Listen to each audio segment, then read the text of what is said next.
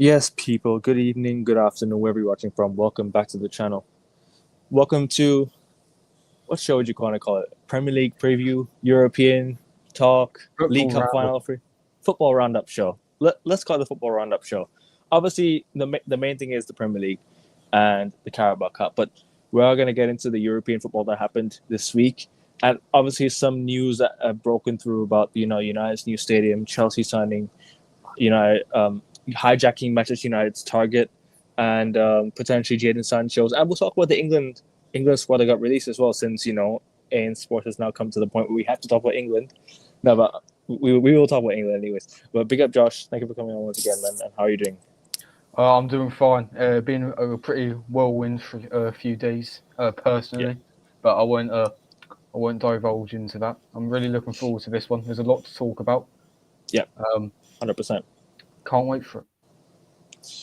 Yeah, but yeah, make sure you guys liking the video, subscribe to the channel. Let's get up to 155 by the end today. I think that's what we should do. Yeah, 155. Let's get there. Let's get to 155. Come on.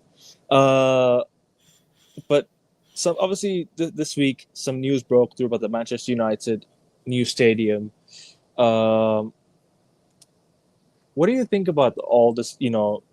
Actually, before we get to the new stadium, let's talk about the England squad. Actually, even better, England squad that got released today. Because some big names, came through that you didn't expect to hear. Yeah. This is Marcus Rashford has been selected for the England squad going to the international break. I can't lie, I think this is Thomas Tuchel's first ever team selection. So can you really blame him for the team selection? Really, can you really? It's just, I think it's testing the waters. I think it's just testing the waters to see who really wants to play for him, who's going to suit this England squad. Because I think he's liked Rashford for a long time, and obviously, you mentioned to me on chat, Jordan Henderson's also been selected, but I want to know your thoughts on England squad, and would you like to read it out as well, if you like to? Yeah, okay. This is the England squad. Dean Henderson, Jordan Pickford, Aaron Ramsdale, and James Trafford are the goalkeepers. Dan Burn, Levi Colwill. Goalkeepers. Four goalkeepers. That's the first thing I noticed. Carrying on. Dan Burn, Levi Colwill, Mark Gehi, Reece James, Ezri Konza, Miles Lewis-Skelly, Tino Livramento, Gerald Kwanzaa, and Kyle Walker are the defenders. Kyle Walker? Yeah, wow. I know.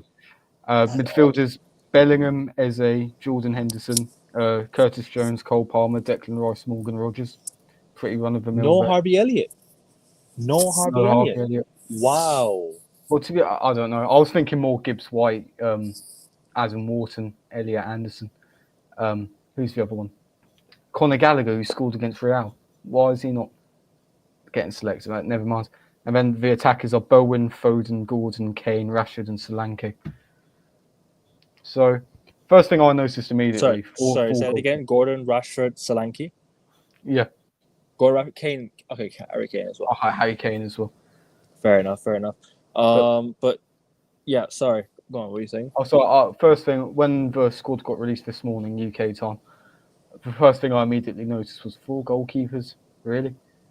And then I see Gerald Kwanzaa in the defence, and I'm like, has he? I understand he's playing for a team top of the Premier League and probably about to win the Carabao Cup as well. But has he really performed that well? I don't think he's even played that much. No. I know he hit the post against PSG, but I'm pretty sure he was a substitute then. I didn't really see much logic in that selection. And then obviously Jordan Henderson in midfield, and I was like, what on earth is that all about? Yeah, it's what Arian says. Nottingham Forest, they're literally third in the Premier League, and none of those 3 players have been called up. I don't know what more can Gibbs White has to do. It's the Gibbs White thing that really got me, because this is what my teacher said. Yeah, my former teacher. I saw his post on Facebook, and I don't know. I'll kind of read it out actually. I'll read it out because it kind of brought me to my attention that what this is. I think this is what he said. I'll read it out to you as well. Hold on, let me just quickly find it.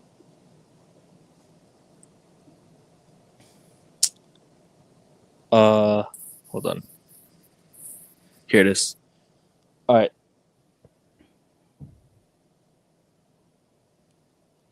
Let me just quickly see this. Yeah, no worries. I brought it up here. He said he's not impressed with the squad in the slightest. Same old, same old. Picking players past their prime, Henderson, Walker, in addition to average ones. Playing at mediocre teams like Solanke and Bowen. How Morgan Gibbs-White hasn't been selected is a mystery to me, and the multitude of folks, no doubt. Form of his life at Nottingham Forest, who are exceeding all expectations in third, playing a style of football that's entertaining and refreshing as it is, and effective. COYR.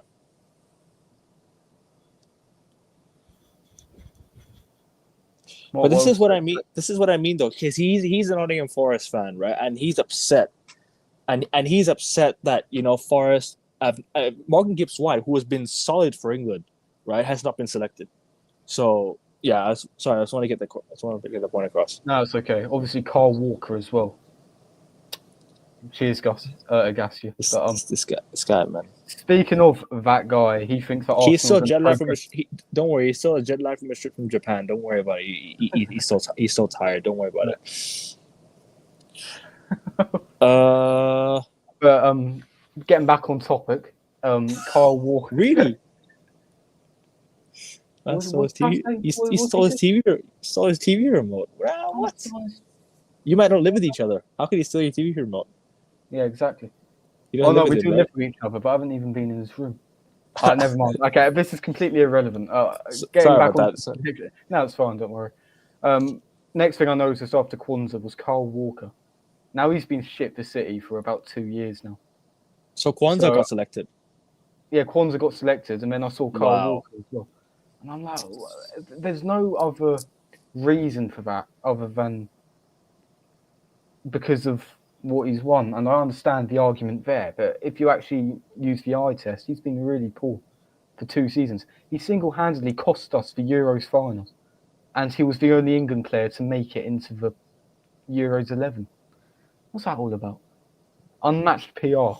You talking about Kwanzaa, or you talking about? No, Kyle Walker. Oh, Kyle Walker. Sorry. Yeah, both his goals terrible. There's a reason why Man City binned him this year, by the way. There's a reason why he's been binned. And Callum Hudson-Odoi has been all right. Morgan Gibbs-White has been good. Bro, go watch Loftus-Cheek at AC Milan. Man's balling out. Bro, he's playing better than Jordan Henderson right now. If you go watch AC Milan's games, the guy at AC Milan is playing so much better than Jordan Henderson right now. Real talk. True. I saw Ruben Loftus-Cheek, Yeah. Well, I saw Tuchel's press conference after the squad selection got announced, and he reasoned that the reason why he chose Jordan Henderson was due to him being the captain, maintaining the standards, and because he's won stuff as well. And I was like, I understand his argument there. Experience, sure, but it's not the type of profile you need in the squad like this. Exactly. If you're at least going to bring him sorry, I just want to say this. Yeah. If you're going to bring him for experience and just keep him as a squad player, fine. But if you're going to give him minutes, then it just makes no sense. The guy is not going to, perform for England like how he did before. Exactly. You know sorry, I was listening to his press conference, and I am excited about Tuchel being England manager, because I think I know there's a whole "it's coming home" stuff, and I'm not one of those England fans that get overexcited, that. But I genuinely think we have a great shot at winning the World Cup, and that could age really badly. But Tuchel. No, you do, because you have a big squad. England have a big squad. The problem with England is it's the bottle. They don't have it. They don't have the bottle like Spain does. Spain won the Euros. You know what I'm saying? You know what I mean? But you know what I mean? They have the bottle, right? Like they have. Spain had the quality. Spain had the quality and the mentality on the day. It's the England squad that kind of flopped. You know what I'm saying? Yeah. Nah, I can tell what's going on in the chat. The chat's moving mad right now. No, yeah, I'm ignoring it, man. But no, it's fine. It's all good. It's all good. Yeah, what was I saying? Tuchel, I think we've got a good shot at winning the World Cup this year, and I know it sounds very deluded, but Tuchel's knockout record speaks for itself. He is a winner. We've got a squad full of winners, thanks in part to Pep Guardiola, but that's besides the point. So I think I am optimistic for his tenure, but looking at that squad, I don't know. I understand injuries and whatnot, but still doesn't seem too good. Our fixtures, we should be winning both in this upcoming international break, so squad shouldn't be much of a problem. But we'll see what happens. Well, Ethan Nwaneri also got snubbed. Well, I wouldn't say snubbed. I don't think he wanted to go. I think it's more like, did he want to go? Was it a case of was he ready to get selected? Because the guy is 17 years old. He's 17 years old, and he's more the type to to kind of not. I don't think he's gonna make the England squad now. It seems like he's ready, but do I think he should be in England? Not yet. I think you still got stack of players on that right hand side. You still got Cole Palmer, you still got Jared Bowen, you've got a stack of players. And Bukayo Saka as well when he comes back. So it's gonna be tough to get into that England side, especially with how with the level of right wingers, the quality of right wingers there in the squad. But nah, what do you think of Nwaneri getting snubbed? What was I think of Nwaneri? Fantastic talent. I'm not going to England. Pardon? I'm not going to England. I mean, not going to England. England. Not going to England. Oh, fair enough. In terms of, I don't mind. I think he's been called up to the under-21s instead, and that won't be as physically demanding, so he should be up and ready for the Madrid tie that we'll get into later. Better get rest. Yeah, better get rest, because I don't think Saka will make it back in time. But fair. I wasn't that upset about it. I'm happy that Kelly is involved. I'm happy that you shouldn't be upset. No, you shouldn't.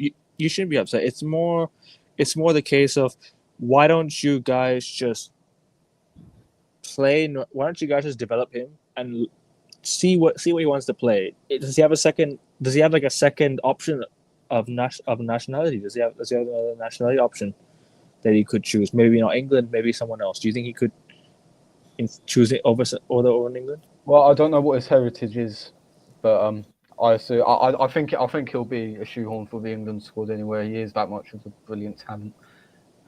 Having said that, if he somehow doesn't get in, he can always declare for his ancestral home, so to speak. You know what I mean? So he's the world's his oyster at the end of the day. Supremely talented player. He'll be called up for England in no time, in my opinion. Nigeria, fair enough. Having said that, we've had the same with Jack Wilshere as well, and let's hope Ethan doesn't have the injuries that Jack had. Oh yeah, speaking of Jack Grealish, do you think he is another one that should have made the England squad? Obviously, yes, he's not played well for City in recent times. But in terms of England, the guy, when he plays for England, he plays well. He plays well for England. So, what are your thoughts on Jack Grealish getting snubbed? Well, I understand your reasoning there, but at the end of the day, you hit the nail on the head when you were first speaking. He hasn't played well for City. At the end of the day, I'm happy that Tuchel, to an extent, hasn't chosen people based on status. He's chosen people based on merit. And I think Gareth Southgate was guilty of doing the opposite. Yeah. You think of the likes of, one thing I will say, starting Foden in every single game in the Euros, for example, when he stunk out every game. I mean, purely because he played for City. Palmer barely played. Yeah, Manchester United's got way too much representation for how you lot were doing in the league campaign and whatnot, in my opinion. I genuinely think that Southgate was a yes man. And I think that there is a genuine secret clause. This may be a conspiracy theorist thing coming out. Yeah, I genuinely think that Manchester United and England have this deal where like a certain amount of Manchester United players have to play because they are the biggest club globally in England and they need that representation. Not anymore. You don't think so? But that's how it felt, like choosing Liverpool. Liverpool are bigger than us. I hate to say it. That's another debate, but they're about to level us on league titles. So sorry, go on. No, it's all right. I'm just saying. Well, I said what I said. Really, I think Manchester United, England demand a certain amount of Manchester United players to be selected. That's my own conspiracy theory. They're demanding bump. They're bums. Well, the ones that are getting selected are all bums anyway. So But I agree with Arian's comment here. The French squad is so stacked with quality. I just think France and Spain are just a level above England. Do I think England are there? Sure. I think England, I think Portugal have really good young players. I think Germany have really good young players. Wirtz, Musiala. They've got, I've got. I forgot the name. Is Pavlovic for them as well? They got Pavlovic as well. I think so. Yeah. Pavlovic as well. That's a good point you were making. I was saying during the Euros, I think only France and Portugal, man to man, have a better squad than England do. Even Spain after the final, and I know that might be something a bit rich. I understand why you're confident, though. Obviously, for the World Cup, No, Tuchel mainly, and the fact that we do have good. I hear it. I hear it. It's the manager factor as well, and obviously, I think the World Cup might be a stretch, but for the Euros, 100% you guys are contenders. There's no way you're not contenders for the Euros. If you guys don't make it past the quarterfinals, wow. Then I'm sorry. That's just hella failure. At least semifinals minimum with that team, because you guys have got unless you meet Spain or Germany or France on the way to the quarterfinals, then I completely understand it. Because I just think those teams are still better than you guys right now. But England do have a very deep squad. Like you've got so many good young talented players. But the problem is it's about the mentality, and that's where I think England have lacked over the years, especially in that especially in back-to-back Euro finals. England have not gotten over the line. Italy against Italy as well, another one, and Spain. I just think Spain were better on the day. I just think maybe England didn't turn up. That's what I meant in terms of like being heartbroken. I mean, Italy hurt 10 times more than Spain did. Spain throughout because it happened in England. Because it happened in England as well. Exactly, and the fact that Saka missed the decisive penalty. But Saka, Sancho, Rashford missed their penalty, and exactly. I don't want to mention what happened after. No, but Spain, you knew that they were a better team than us. We fluked our way to the final. Italy, they were a good team as well, and they were perhaps the best performers in the tournament. But we were also good as well. And the fact that we took the lead after 2 minutes and we just sat back is just. Even though I didn't celebrate England, even though I don't like England, I was still kind of happy for Luke Shaw when he scored. I was like, a United player scoring in the final, fine by me. But I want Italy to win. I want Italy to win now. And Italy ended up winning. Thanks a lot, Gianluigi Donnarumma. I think that's the last time I cried at a football match as well. England losing to Italy. Oh, you were at the game? England. I wasn't at the game, but last time watching a football match and I cried afterwards. Because it wasn't the fact that England lost, it was the fact that Saka missed his penalty. Because I knew the amount of abuse that he'd get and whatnot. And I didn't think he'd bounce back the way he did. So, fair play to him. Portugal midfield through John Neves and Vitinha for that. You know what? That Portugal midfield, I like the John Neves and Vitinha pivot because I actually rate them too. Like Vitinha and John Neves have been playing exceptional for PSG this year, so I think that they can definitely provide a lot of quality for Portugal in the midfield. And Bruno Fernandes for Portugal, he plays well for them. He gets numbers when he plays for Portugal. Obviously, but last night he was exceptional for United. But we'll get into that one later. But yeah, national football is coming next week, so we'll definitely talk more about it next week. The Nations League and whatnot. But yeah, the biggest and the best are two different things. United are still the biggest in terms of bro. I don't. Augustia, I'm sorry. I don't give a shit about size and support. I really don't give a shit. It's more about success for me. Success is number one. I don't care about the size of the supporters. That means nothing to me. What means everything to me? Sorry? There's too much nuance to that, like global families. It's more to do with what we win, bro. We've not done anything compared to Liverpool have in the last 10 years. So I can't say anything, bro. I really can't say anything. Liverpool have won 2 league titles. Well, they're going to win their league title. So I'll just say 2. I'll just say it right now, 2. Sorry? Facts. I'm just trying to point in your direction. Right, it's fine. It's fine. But Liverpool are about to win their 2nd league title in the last 6 years. Was it 6 years 5 years, 6 years, whatever it is, 5 years, 6 years. Liverpool are about to win their 1st league title in 6 years. Yeah, they're about to win. They've won a Champions League. They have more Champions Leagues than us. Yes, they don't have more FA Cups than us. They have more League Cups than us. They have more European heritage than us. Bro, number one is about success. AC Milan are a bigger club than Manchester United. They are. They are a bigger club than more than 3 European. We should have a lot more. We should have a lot more than European Cups. Well, we have underachieved in Europe. Massively underachieved. 2004, 2009 and 2011 you can kind of understand, but 2010, if you got past Bayern, I reckon you might have won it. Although Mourinho in the final, you never know. I think you This would is say what I'm. Leon. This is what I'm saying, Gustier, bro. I've said that Liverpool are bigger than us because they're more successful. I don't care about size and support. That comes way afterwards. It's about the success that comes first. Liverpool are more successful than us, and I hate to break it, but they are a bigger club than us now because they've achieved more in the last 10 years. They've achieved way more and much bigger than us in the last 10 years, 100%. But like I said, also it's about what they do as a club. They don't have to even sign players. You know what it is? We've spent more money than them as well. We've underachieved in Europe. Like you said, bro. In 2003, was it that we lost to Porto in Europe? 2003, 2004, we lost to them in Europe. 2004. Scholes is offside. That was the year United would have won the Champions League by a country mile. Had we gotten past Porto, there's no one stopping us. We would have won that Champions League by a distance. It wasn't going to be close. We've massively underachieved in Europe, bro. Massively underachieved. And the 2007, we got slapped by AC Milan in the semi-final. That second leg was absolute madness. We should have done better to contain him, man. We didn't do anything to do it, and that's why we underachieved in Europe. We made to how many semi-finals and how many semi-finals have we made in Europe? God knows. Quite a few. But we massively underachieved, man, in Europe, and that's why I think, look, Sir Alex Ferguson will always be my GOAT, as manager. He'll always be my number one for me. I don't know about you, Josh, but he's my number one for me. For me, he's the number one greatest manager of all time for me. But he could have achieved more in Europe. He should have. He should have won at least three more Champions League titles. 3 more. We lost in 2 finals, and we lost in 3 of the Champions Leagues we lost kind of 3 easy Champions League runs, I'll say. We should have won the 2004 one, and we should have won in 1998 or something? Was it 1998? Well, I was thinking 2000s because you were unlucky not to win at the Bernabeu against Madrid, who ended up winning it.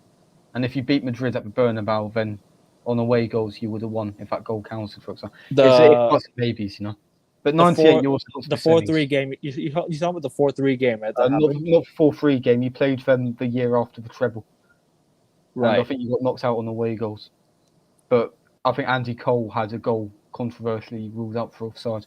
I might be mistaken, but yeah, that's why I'm lucky to have VAR. You could have won back to back as well. That's why we're all lucky to have VAR today. As much as people hate it, I think now it's much better. If we had VAR back in 06, Arsenal might have been champions of Europe. Sad reality. True. Eto'o was offside. Okay. Which of the year am I talking about? Oh yeah, Drogba wouldn't have been offside for the 2010. So we would have won 7 league titles on the bounce potentially. You were unlucky not to go further in Europe as well. Bayern. Yeah, I was watching that game actually I was in Boston, right? I was watching that game in the afternoon. Funnily enough, I was watching that game in the afternoon, right? And that game, right? Bro, when Robin scored, I was like, no, I didn't even know what was going on at the time. I thought, you're not going to win the game, no problem. We're going to win the game. I asked my uncle, we won the game, no? But what happened? We got knocked out on away goals. I didn't understand what it meant at the time. Same. That's like me with Monaco in 2015.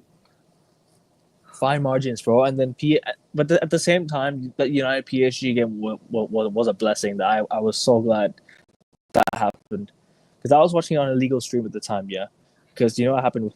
I had to watch it on because they didn't show the Champions League games over here at the time. There was a period where they stopped showing Champions League and then they brought it back, and I was like, oh my god, bro, you can't be serious. I was like, you surely cannot be serious, man. The way we won that game, I was like, I even predicted 3-1. That's how crazy it was. I even called it. I was texting my cousin or my friend the day. I was saying we're gonna win 3-1, and we ended up winning 3-1. But yeah, not depends how you define bigger. But you're right. Bottom line, success should be the sole objective and priority. And the history member club size with it. Yeah, because United did not how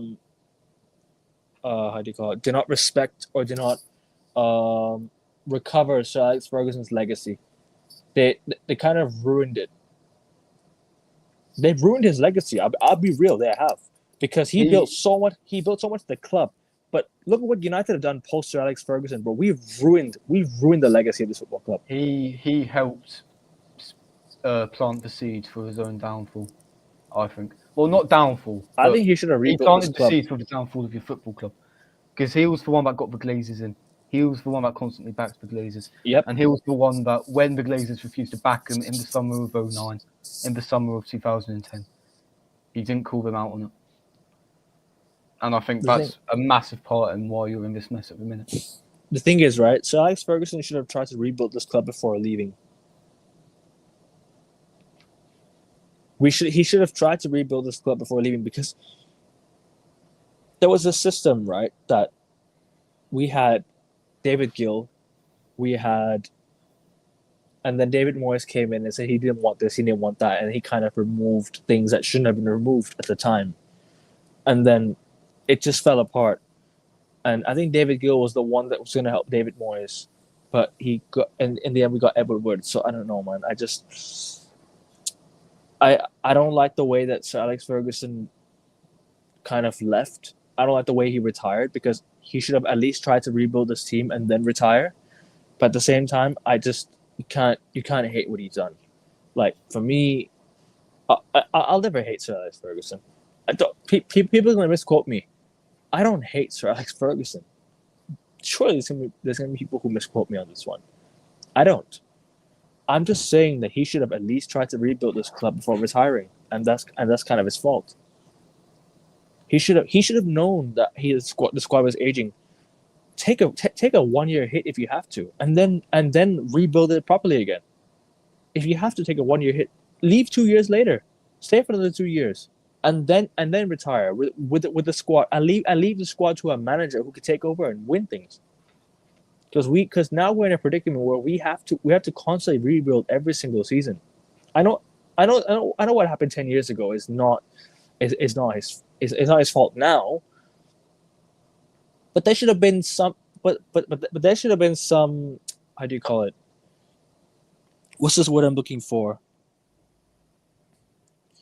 Can you help me with this one?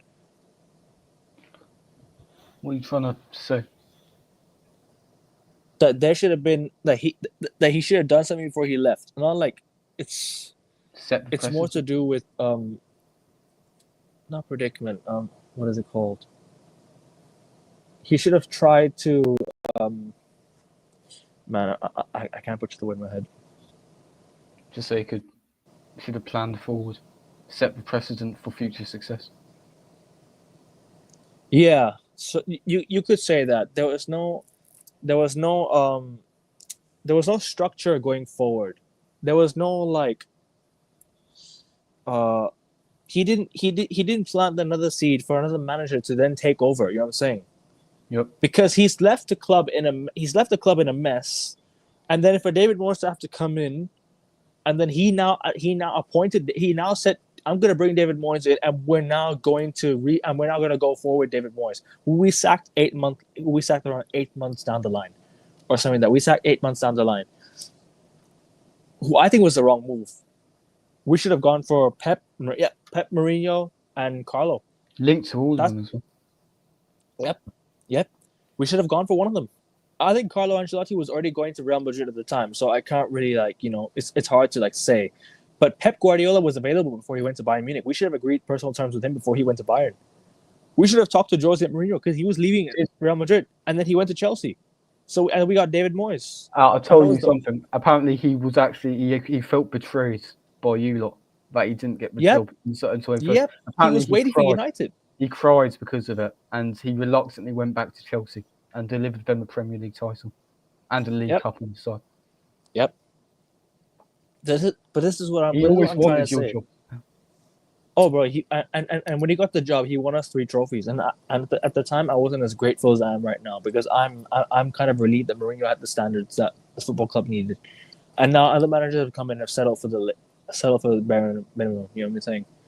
They've settled for the bare minimum. They've not settled for the highest of standards like Mourinho did, because Mourinho wanted to win the league title. Mourinho said his second was his best achievement with his club.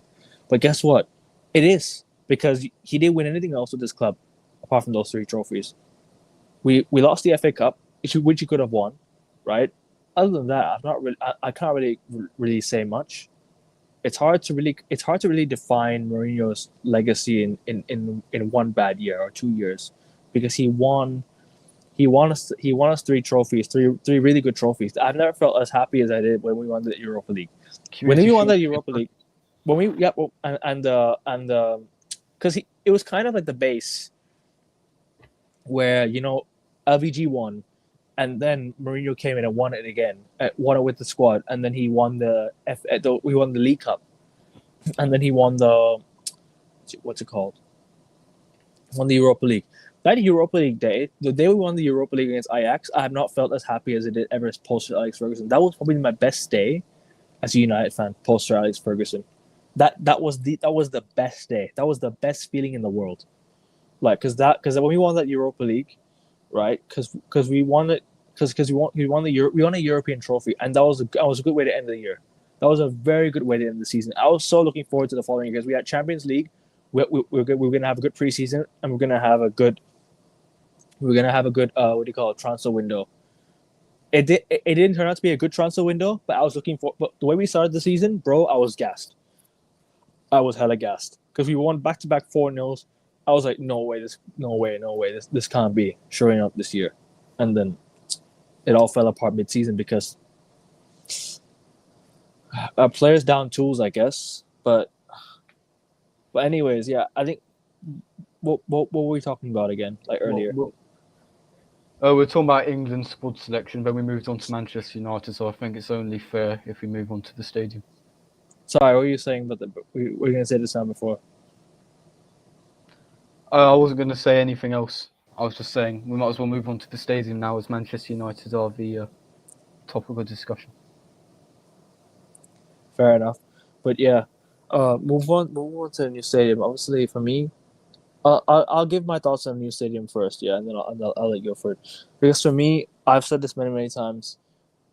I'm all for Old Trafford being rebuilt, and people can say whatever they like, yeah, but I do have a bit of sentimental bias towards Old Trafford, and it's been a home for Manchester United for so many years, which the Glazers have neglected, and I've allowed to fall apart. For me, I don't like that. I understand it's time to move on. Sure, we can move on. We can move to the new stadium. Sure, but the way the Glazers have neglected Old Trafford has been nothing short of an embarrassment. Because look what Real Madrid did to the Bernabeu. After how many years of not doing anything to the stadium? Look at Bayern Munich's Allianz Arena. Look at the Camp Nou being rebuilt completely, on the outside, inside, everything being rebuilt. I don't mind the new stadium. Listen, I don't mind the new stadium thing. I'm okay. But the biggest issue is why have we neglected Old Trafford? Why have we neglected Old Trafford, and to now have to wait to rebuild and have to build a new stadium for it?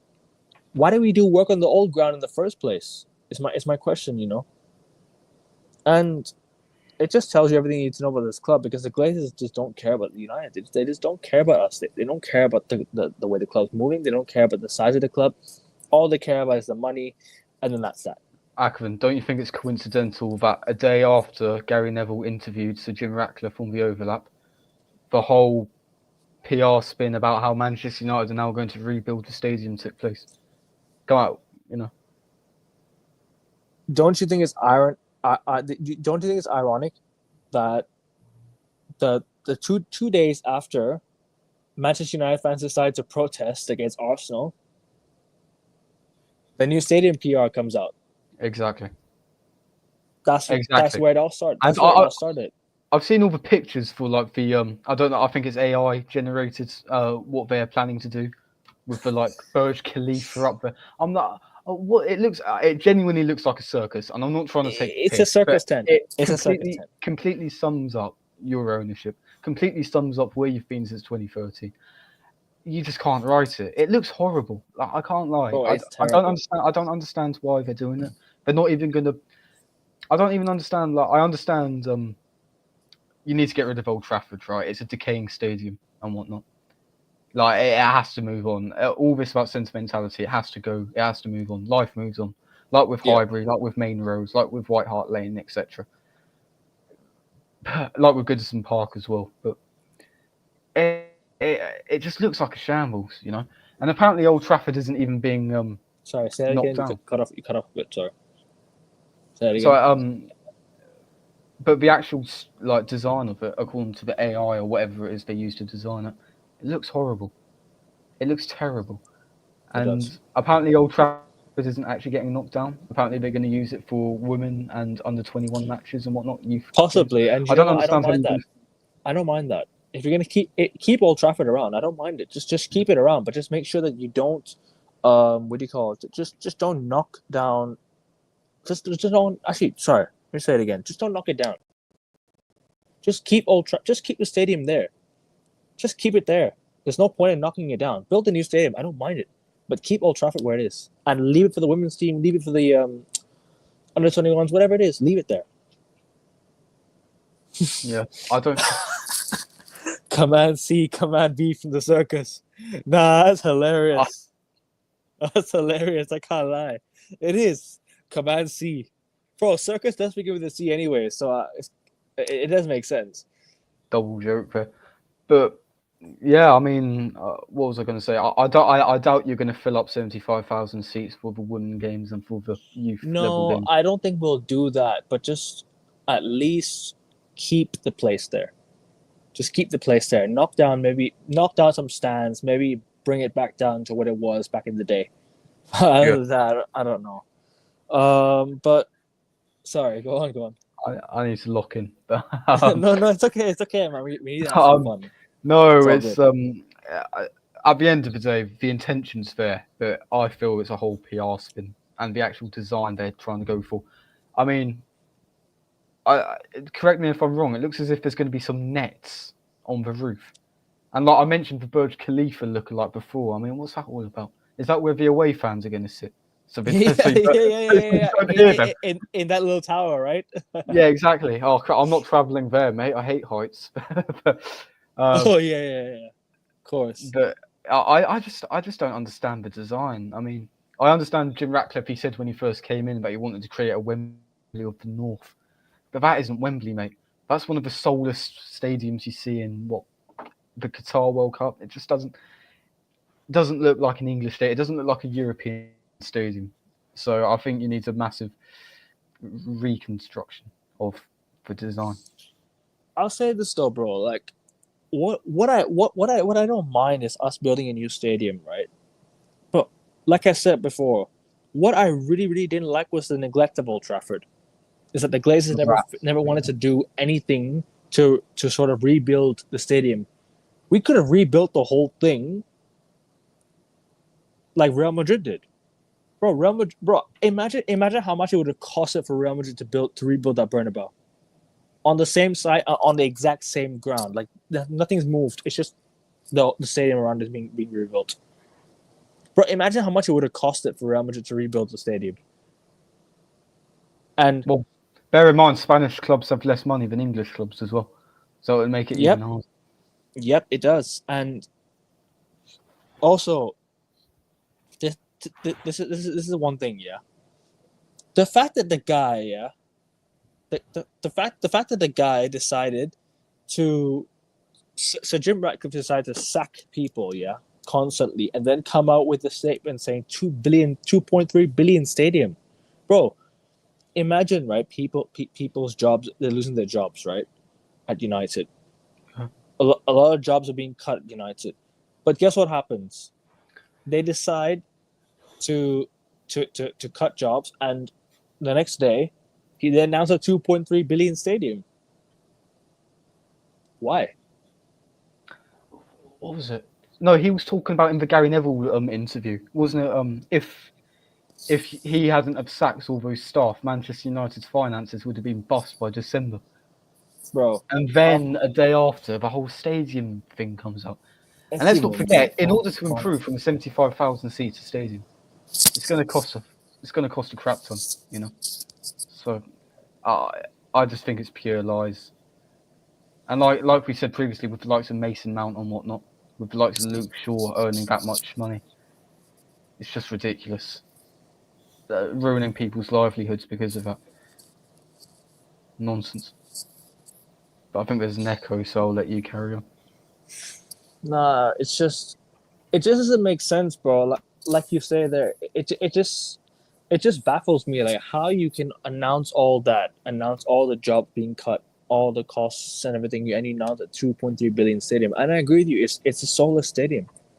It is a soulless stadium, bro, because it looks nice on the inside, but look at the outside. It looks like a fucking circus. Bro, it looks like a circus on the outside. Okay, I understand the solar panel thing. I understand the explanation of it. But to make it look like that, it's a joke.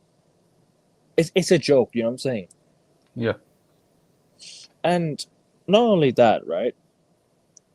But there's just been so much talk about the future, about but let's sign what do you call, let's sack this person, let's sack that person, right? Sorry. I'm so lost right now. What I'm trying to say is, all this talk about 5 years down the line. Let's talk about what we're gonna do years down the line. Let's sign players for future. Let's sign players for 6 years down the line. But nobody cares about what's happening today. Nobody cares about results today. They don't care about results next season. They're gonna care about results 4 or 5 years down the line. Bro, we're in the Europa League, for fuck's sake. Let's actually go and win it. If you want Champions League football, if you want all that money, Jim, yeah, go and get Champions League football. Win that Europa League. But guess what? Ruben Amorim now comes out and says, "Oh, but there's more important things than win that Europa League." What is more important things than winning? What could be more important than winning the Europa League? What could be more important? We're not doing anything in the Premier League. What else do we have to compete for? Europa League. I mean, he's on about a long-term plan. I mean, that's really out. That's in the summer. Now your headphones aren't making noise, but you're all good, man. You're all good. Oh, sweet. Sorry, go on. No, what was I going to say? Oh, sorry, I've really gone down the gutter recently. Now I forgot what I was going to say. So, trusting the process and all that. Yeah, I think the whole thing is like, there's obviously a longer-term plan here, as far as planning goes at Manchester United, and I think you are going to win the Europa League regardless. So, I don't think there's any problem there. It's a long-term plan. I don't see what the long-term plan is. The Glazers have evidently shown that they don't have any long-term plans in terms of transfer strategy, in terms of stadiums, in terms of infrastructure, in terms of anything really. Yeah. So, no constant renovation of roof leaking, broken seats and all that stuff. Nothing's been done. Sorry, go on. Just want to get this point across. Oh no, there's nothing else for me to say here. It's just stadium's been neglected. There's no. You need a new stadium, but that stadium design is absolutely terrible. My only worry is that now we go into the new stadium, we don't win anything for a while. Because you know what it is, Spurs moved to the new stadium. What have they done? Nothing. What did they do beforehand? They won the 2008 League Cup. Exactly. That's what 9 years before 9 years before they 9 years before they moved stadium. But White Hart Lane holds more memories than the new stadium. I'll be honest. The new stadium is nice, but come on, like I just don't want to move stadium and win nothing for a few years, and the fans just get gassed. Oh, we have a new stadium. That's all they're going to talk about. All they're going to talk about is a new stadium. They're not going to talk about anything else. This is what happened from 2006 onwards, Akavin. Especially with before the whole TV rights deals went kaboom. Obviously, we had to sell our best players, apparently, according to Wenger. And how long did it take for you to win? How long did it take for you to win the FA Cup? 9 years. When we moved in 2006, it's 8 years.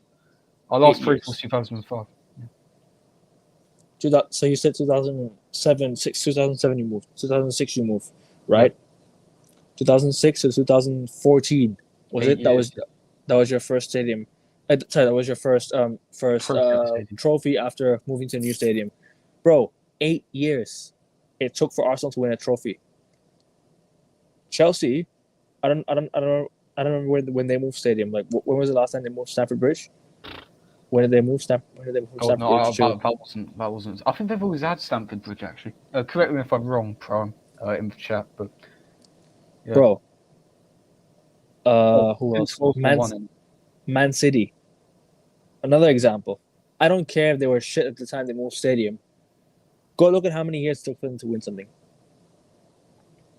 From 2006, 2003, 2011. 8 Bro. years again. And guess who scored? Cristiano Ronaldo. Hey. Look now. There you go, 1-0 Al Nassr. Sorry, I just had the game on the side because I gotta show some love. Support your goat. I understand. Yeah, of course. But yeah, then again, it just takes a while for you to then adjust to your new stadium and everything. I just don't like that, bro. That's the only thing I have against moving a new stadium. I just don't want to take a long time to win something. That's the risk you got to take, Akam. I mean, you need a new stadium. There's no going around that. You need a new stadium. Yeah, 100%. I'm not denying that we need a new stadium. We need to modernize ourselves 100%. We need a new training ground as well. You need a new everything. Exactly. A whole new structure of the club needs to be changed, man. And all this Ineos shit, I don't buy into this Ineos thing. I'm sorry, I just don't. All right, and then sure, I'll send you the link, bro. Check Instagram chat, yeah. Check Instagram chat.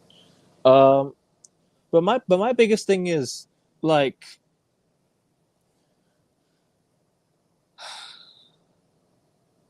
it's almost as if like I know it's sentimental, but you have to start winning things before you move. You know, you have to win something when you move. Otherwise, it's not gonna look good. Oh yeah, there will be an Arsenal Chelsea preview. Yes, I will get into that. But overtime. Yeah, work overtime. No. But nah, this club's a mess from top to bottom, man. And honestly, the stadium. Look, I don't mind. I'm ready to move. But the problem is, it's about winning. It's about winning. That's it. Just win. I don't care about 6 years down the line, bro. I want to win now. People there's always talk about 5-6 years down the line. Let's buy players for 5-6 years. Let's long-term investment plan, bro. Let's talk about this year and next season. Like, people are not like, bro. They're so fixated about everything that's gonna happen in the future. No one cares about now. Like, nah, man. I'm sorry. It's just a joke, really. Sorry. You can go on. Well, no. If we're going to conclude this segment, all I'll say is you need a new stadium. The stadium design is not it. It's going to cost a lot, but at the end of the day, the Glazers and Jim Ratcliffe together are around a net worth of about £25 billion. So realistically, you should be fine, no matter how many excuses they try and throw up in interviews and whatnot. And that's all I've got to say on the Old Trafford Stadium matter. I hear it. But yeah, we'll move on to the Premier League results last week. Just want to quickly get over the results last week. So Tottenham drew 2-2 with Bournemouth. Bournemouth fumbled. Yeah, Bournemouth fumbled. Let me quickly see the results. Newcastle lost. Newcastle won against West Ham 1-0 away. Yep. That was a stink fest. That was a stink fest, 100% stink fest. Chelsea scraped by against Leicester. Cole Palmer, bro. No. Leave my fantasy team ASAP. Wolves, Everton 1-1. Brentford, Aston Villa 1-0. Brentford. Liverpool 3-1. Southampton. Yeah, 1-0 Villa. 1-0 Villa. Aston Villa 1-0. Yep. Nottingham Forest beat Man City. Look, I did tell you that was going to happen. And do you think City still get top 4? Or do you think it's going to be tighter now from now to the end of the season? Of course, they're going to still get top 4. I mean, I think it's about. I think I saw recently there was like a 98% chance that England gets the extra coefficient ranking. So the top 5, if of the Premier League gets to qualify for the Champions League. So in that instance, City have a safety net in case they don't finish in 4th place or higher. So I think it's pretty much guaranteed. It's pretty much a guarantee. I mean, they were pretty poor against Forest with the same old sideways backwards nonsense. That has worked for the previous 7 years, but not this season due to Rodri's injury and whatnot. If we want to talk about it a bit, I was at the Amex at the time, so I didn't see much of the game. But Callum Hudson-Odoi yet again, going back to the England selection. Why on earth is he not getting selected? But, you know. Nah, it's just crazy, bro. Like the squad selections are a bit weird, and like I said, Loftus-Cheek at AC Milan is playing better than Jordan Henderson right now. So I don't know, man. It just tells you everything you need to know that the team selection is not there, but still, he's kind of testing the waters first, and then he'll see maybe by June, July what he does for the whatever friendlies you got coming up or whatever it is. You still have to wait for them. But sorry, let's move on back to the Forest City game. You want me to carry on? A little bit, yeah. Let's talk a little bit about that. Well, I think it's just more spineless performance, another spineless performance from City in a way. I feel this is obviously the worst season under Guardiola since 1920, or even perhaps since 16-17. Because unlike 1920, I don't think they're eclipsing 80 points. It was just no penetration. Yeah. I don't even know if it did. I don't think Haaland started. I mean, my memory of the game's a bit foggy and whatnot, but I don't think he did. Haaland Injured. I think he did, but even if he did, he still wasn't. No, he did. He did. Well, he didn't do much. But he missed a few chances. He missed a few chances. It was poor. The City were really poor in front of goal, and I just knew the way Forest were playing this year, the way they were getting results, and City have been dropping a lot of points against sides like, Palace, Bournemouth, and all those teams. It just tells you everything you need to know. It just tells you everything that you need to know. That I kind of knew that City were going to drop points against Nottingham Forest, and for me, I saw it coming. Because you're going away to one of the toughest grounds. But yeah, but we won't talk much about the game. We just wanted to quickly get on about that. The match was just a week ago, but it felt like a while back. I don't focus on the European football. Yeah, we'll talk about European football as well. Actually, once Prime joins, we'll talk about the European football. And we'll talk about the Chelsea news as well. Liverpool early scare, but this weekend they're in for the Carabao Cup final against Southampton. Against Newcastle. Yep. Did you want to speak about the Southampton game or the Carabao Cup final? We'll talk about the Carabao Cup final. We'll talk about the Carabao Cup final. Liverpool. Hopefully I jinxed it. Nah, same. I don't want to see Liverpool win it, man. I don't like Newcastle either. That Liverpool PSG game, bro. Let's talk about that Liverpool PSG game first, actually. Do you know what? Fuck it. Let's move to European football. The better one. Better talk. Let's talk about Liverpool losing to PSG, man. That was class. That was class. Successful and now hashtag pray for Madrid. Arsenal fans. Pray for Madrid. Pray for Madrid. Pray for my things. In terms of Liverpool PSG, quick bit of trivia for you. That happened on the 11th of March, if I'm not mistaken, Andy Robertson's birthday. The previous 2 times Liverpool played on his birthday, they lost 1-0 to Bournemouth, where Salah blew a penalty, and the Atletico Madrid game. 5 years on. Oh yeah. And you know what's funny? The week of Andy Robertson's birthday, the week after Andy Robertson's birthday, do you know what happened? What? The same week The same week that United lost to Liverpool, 7-0. If it was on the 11th, you would have won. Based on recent history. And they beat us 7-0, and then they went on to lose 1-0 to Bournemouth the following week. And then they lost to Bournemouth, and then I lost to PSG 1-0. And guess what? They are the Champions League on penalties. Bro, Liverpool fans must hate Darwin Núñez. They must hate the guy. Like, real talk. They must hate him. What are you saying? That was money down the drain. I mean, you could tell from the way he steps up. You tell from the way he steps up. Bro, easily. Bro, that is money down the drain. Bro. Yo, Prime, what's good, bro? Hello. Congrats on the Giovanni Quinda deal. I didn't expect that to happen, but it happened. You know, when you're actually a big club, or like certain fake clubs, you know, you can make moves happen easily, you know. Who are you directing this to? Probably both of us. Hey, listen, you're one and the same, really, to be fair. You both haven't won a title in United 21 years. You guys are almost a decade. That's what it is, man. Fake big clubs, man. What? You're just lucky you have a Champions League, man. Or else you'd be Arsenal, but it is what it is. No, I'm joking. That Quenda deal came out of nowhere. I think we did it out of spite because of the Garnacho stuff, which is weird. But we've done this before, this ownership. That's why we signed Mudryk, for example. That's why we signed Lavia out of spite, because Liverpool bidded for Caicedo. They've done this before. I don't know. It is what it is. Well, he's left-footed. Apparently, he's a winger. He can play both wings. We'll see.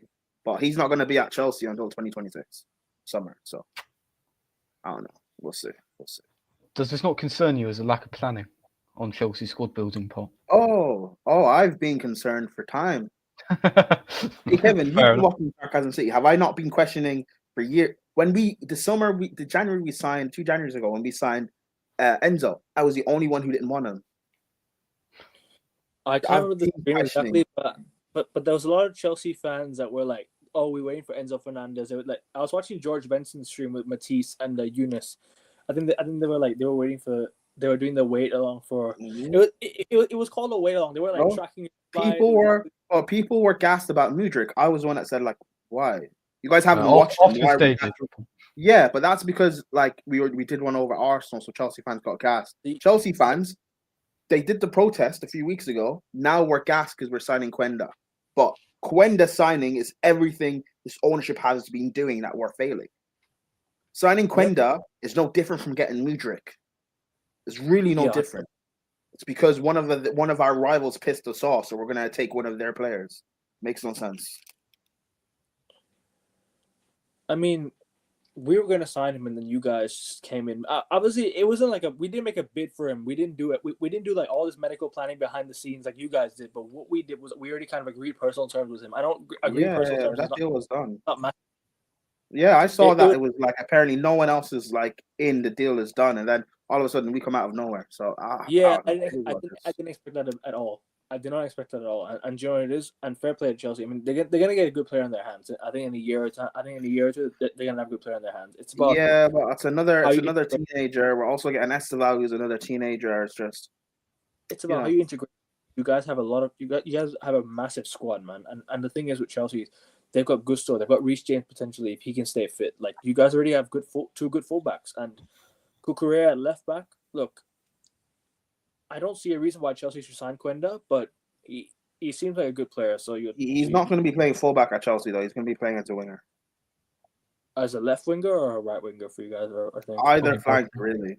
I mean, he's someone who can actually like beat his man and stretch the pitch, which is what we need in this system. To be fair, so I don't know. Like, I guess I don't mind it, but like, I'm not going to pretend I've watched it. So I don't know how good he is for one, and two, it's just another teenager. It's just another teenager that we're signing. But at least he's going up. I don't know. Well, it's just more bullshit, but we'll see. But speaking of bullshit, hey Josh, how are you feeling? The Arsenal Chelsea game.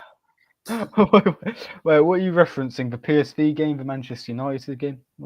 I was talking about. Well, I was asking about Arsenal v Chelsea, but if you want to speak on the United game, yeah. Trust me, no. On it, but me and Akavin already had a massive video on that. we'll talk about the European games first quickly before you go to the before we go to the Premier League games. Obviously, because it happened first, right? And apparently, they needed every single English club to win this week in order for the fifth place to be open for the Champions League. Apparently, if Chelsea won, what needs to happen next is the Champions League club, so Arsenal and Villa, you guys need to make I think the semi-finals. One of you guys have to make the semi-finals. Apparently, you guys need one more win for the coefficient. So does it count for United and Chelsea as well, or does it not count for that? I don't think Conference League counts. I don't know if Europa League counts. Well, Europa League does count, but I think for the Champions League coefficient, I don't know. But like just Villa, just beat PSG and then we'll be fine. Because Arsenal. I know you guys, Arsenal fans, you guys wanted Real Madrid, but you know. I mean, it's what the Champions League is all about. I mean, you might as well play the best if you're going to be in Europe's league competition. I'm going to enjoy it, even though I think we're getting slapped. Yeah. People keep telling me, "Oh, well, you don't win the Champions League until you win the Champions League." That's true, but hey, if you want heritage, you got to earn it, man. Correct. Combined 11s. Never beaten us, mate. I want to see combined 11s now, man. Ben White in the back four. Let's go, lads. Yeah, Modric or Odegaard. To be fair, you then. So I'll take 80-year-old Modric over Odegaard. To be fair, Dani Carvajal is not fit, so they're gonna have to use Fede Valverde at right back. So, he performs well there every time. He's a class player, and we'll talk about the Real Madrid controversy. I want to know, obviously European football this weekend. What do you guys think of the Real Madrid controversy that happened? Because the penalty has sparked a lot of debates over social media on panels, and I want to know your thoughts because it's been a big talk, and I'll give you my thoughts when I know from you guys.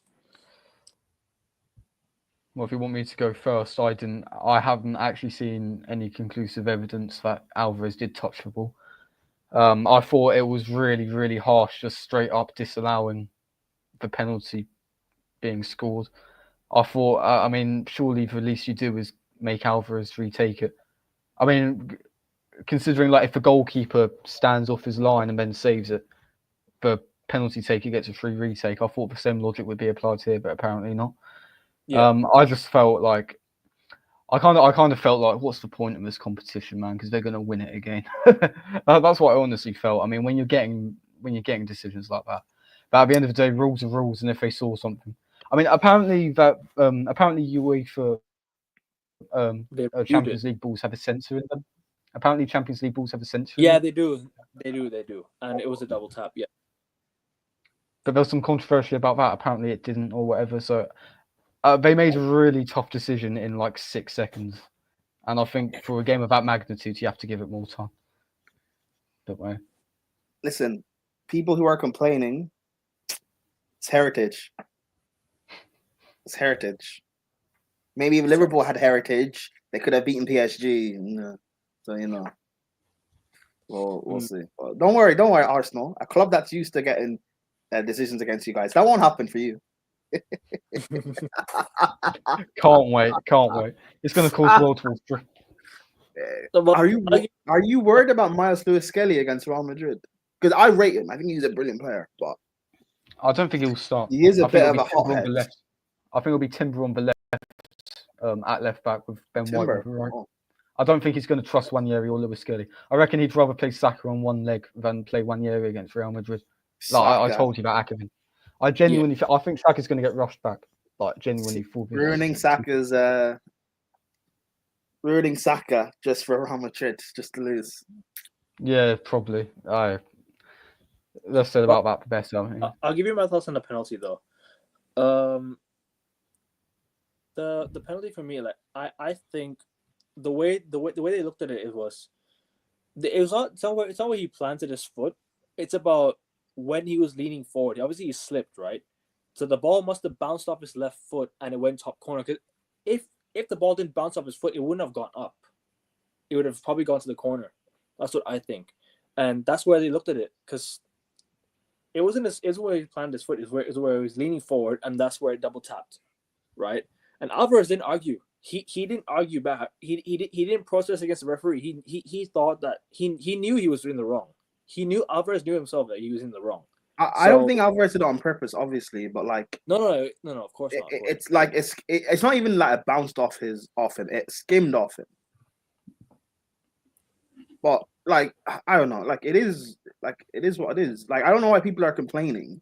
Because like you're people are complaining, but like if the refs didn't give that decision, people would be complaining like the refs not giving the decision. We have VAR for a reason, so let's use it properly, and they've used it properly. So yep, I agree with you, and rightly so. I mean, they disallowed the penalty. If it's in a match, right? I remember Riyad Mahrez scored the penalty against Man City, in 2016-17, right? He slipped and he hit his right foot and it went in.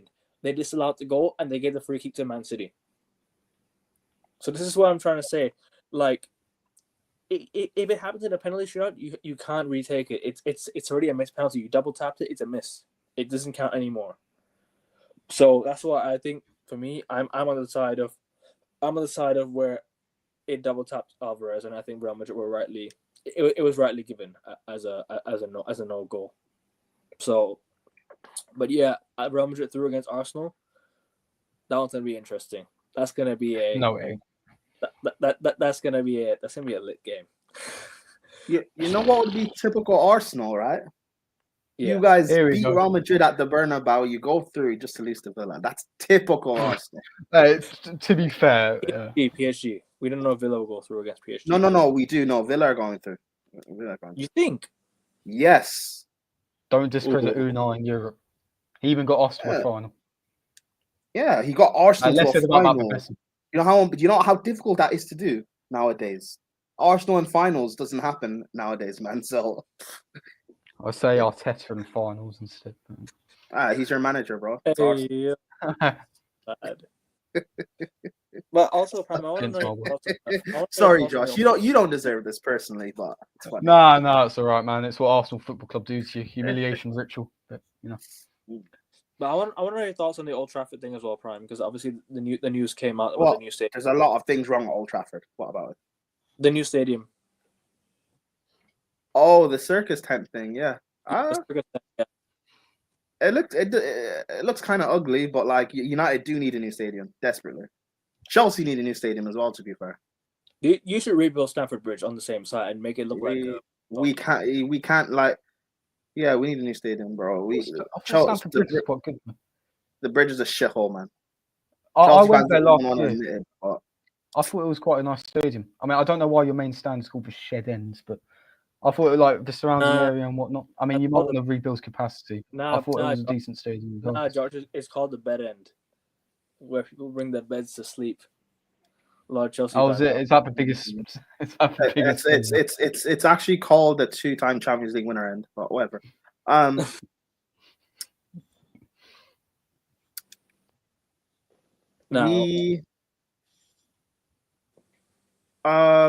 need a new stadium. Our stadium is too small. Everton are building a new stadium. It's going to be bigger than ours. Sunderland have a bigger stadium than us. That's embarrassing. You have Ireland. Their national stadium is bigger than Chelsea's. That's embarrassing. Like, we need a new stadium desperately. For me, like I just didn't like the PR that came out after the protests. The fact that when they did the protest, they released the PR the following day after Gary Neville's interview with Sir Jim Ratcliffe, and the United protest at Old Trafford against Arsenal. And then ever since that, it's just been what do you call? That's just what it's been, I guess. They use the PR to appease the fans, and that's what they always do, and the fans always fall for it. And that's what I don't like. It's just like with Chelsea fans. We tried protesting for bullshit reasons because we're xenophobic. This fan base is towards the American ownership. Just for the ownership to then come out and say, Bowley himself, to come out and be like, basically, yeah, fuck your protests. And then we go and sign like a 16-year-old a day after. Like, and now there's no protest. We've won 4 on the bounce. And people are still angry apparently, but no one wants to protest again. So that's why, I predicted exactly this. And that's why I don't back the protest, man. But whatever. Arsenal, Chelsea, that'll be a draw. let's move on to Arsenal Chelsea. We'll win. I back us in that one. Really? You both start off with your teams. Josh, start with the home team. You talk about obviously what you're feeling ahead of this game and your form going into it and how you're feeling. Well, we're in pretty shite form going into this. I think we haven't won since Leicester. No, we haven't won since PSV. My bad. Domestically, not since Leicester. So obviously our form's pretty poor going into this, but I do think we will win. A bit of misplaced confidence maybe, but I think Chelsea won't sit back, which will give us space to exploit and whatnot. I think Martinelli's back, which will be potentially crucial for this one, as well as for the Champions League knockout stages. I think Chelsea, I think they've got 4 wins on the bounce at the minute, so they're in decent form, albeit none of those victories were that convincing, Southampton aside. So I think, I don't know, I think if you want me to go for a score prediction, I'd say we win 3-1. Because I think we will, I think Arteta, he's got a decent record against the Big Six, and I reckon that will continue. Over to you, Prime. Obviously, Chelsea, and how are you feeling ahead of this game and your overall thoughts on the game?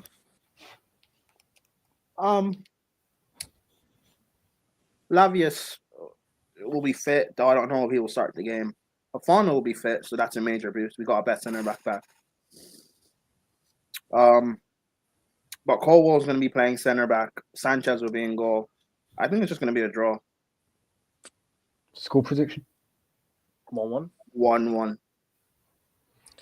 I'll go with 2-1 Arsenal. I think Arsenal, just the slight home advantage, will get them over the line. It's about... I just think Arsenal, their record against Chelsea in recent times has been good, but you're facing a much better Chelsea side than you did last year. And this year, I just think it'll be a bit more tough, especially with no striker, someone to maybe not finish your chances. I understand Robert Sanchez is not a great goalkeeper, but still, Arsenal on any other given day can miss bags of chances, and that's what you don't want. So you're gonna need to take your chances if you want to beat Chelsea. Because Cole Palmer, look, I know he's not on good form right now. I know he's not getting the output in recent times, but when he wants to turn up, he's gonna want to turn up. So you're gonna need to try and.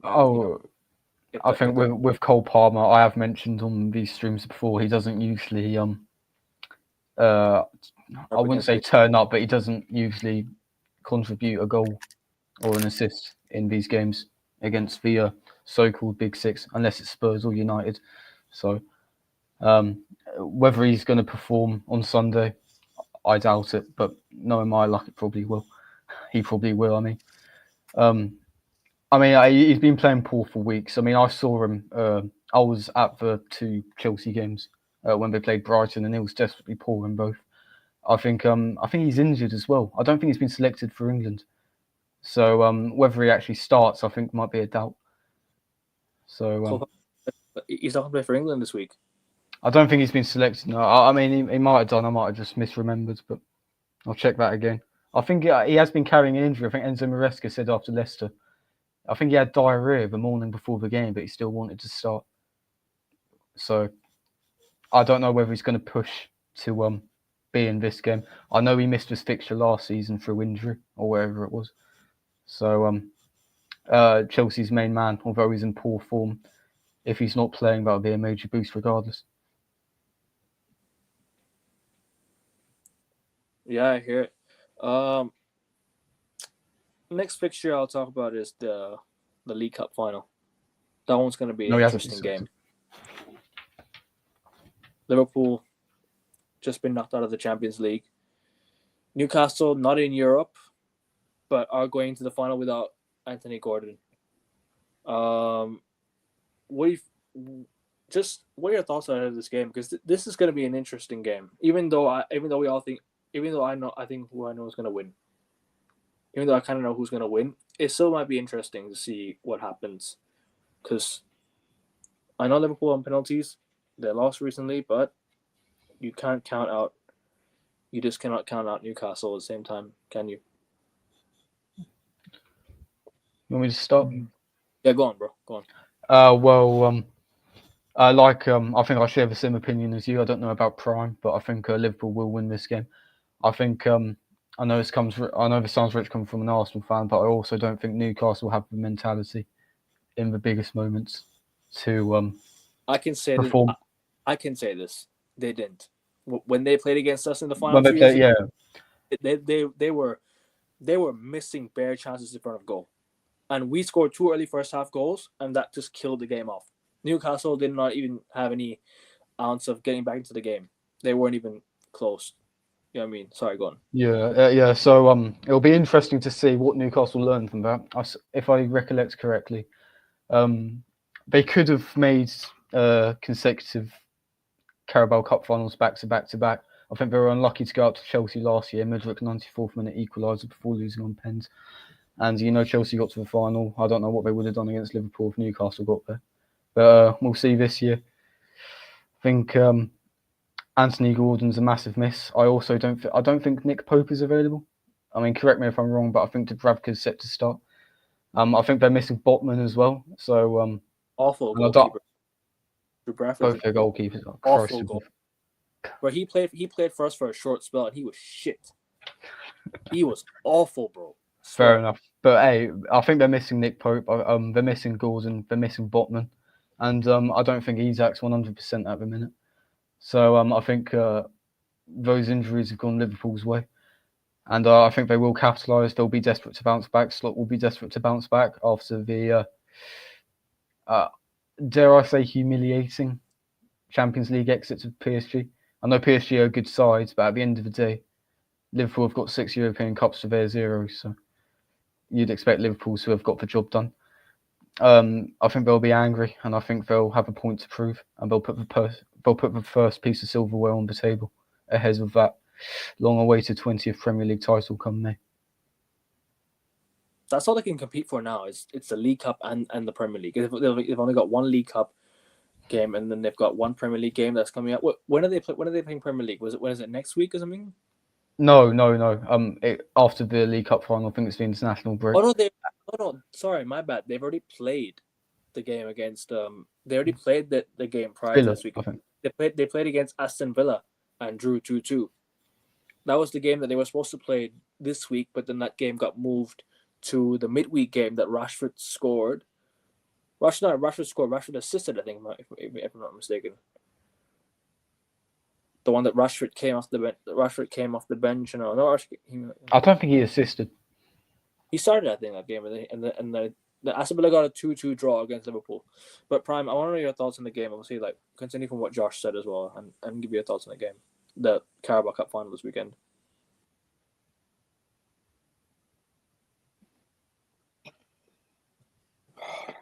I want Newcastle to win. So, bro, me even more. Me and Liverpool. Yeah, but you're Man United. You guys have been shit for over a decade, so you want everyone else to do your dirty work. We get it, man. It's fine. Man United are bad. We get it. Anyway. We ain't back for shit, bro. We get it, man. No, I said you're bad, not you're back. You're bad. Oh, sorry. Yeah, you're back to being bad. No, anyway. We're not bad. This guy's shameless, man. I love it. We're not bad. We are terrible. We are worse. Yeah, you're back. You're back to being terrible, man. What you guys were before Fergie. Anyways. Still won a European Cup. Still won what? Still won a European Cup before Fergie, but okay.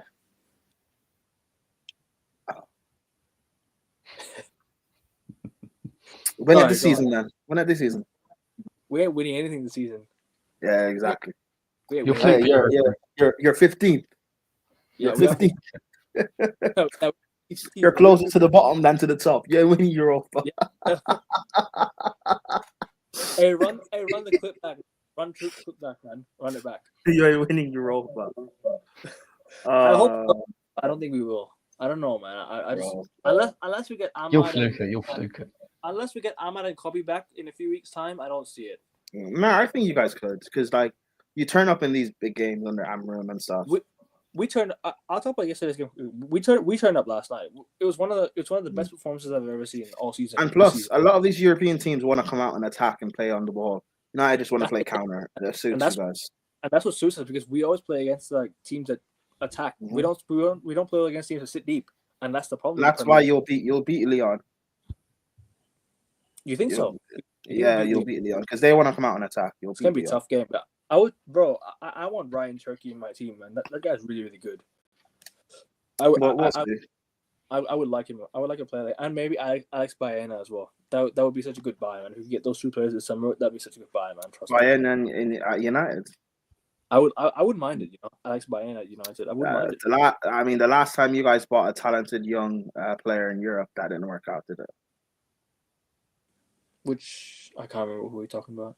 There's a lot of them, isn't there? Anthony, Pogba, Martial, Depay. Nah, it wasn't a flop, but he doesn't live up to his price tag. That's all. He wasn't a flop, but they didn't flop. It was the price tag. Yeah, okay, cool.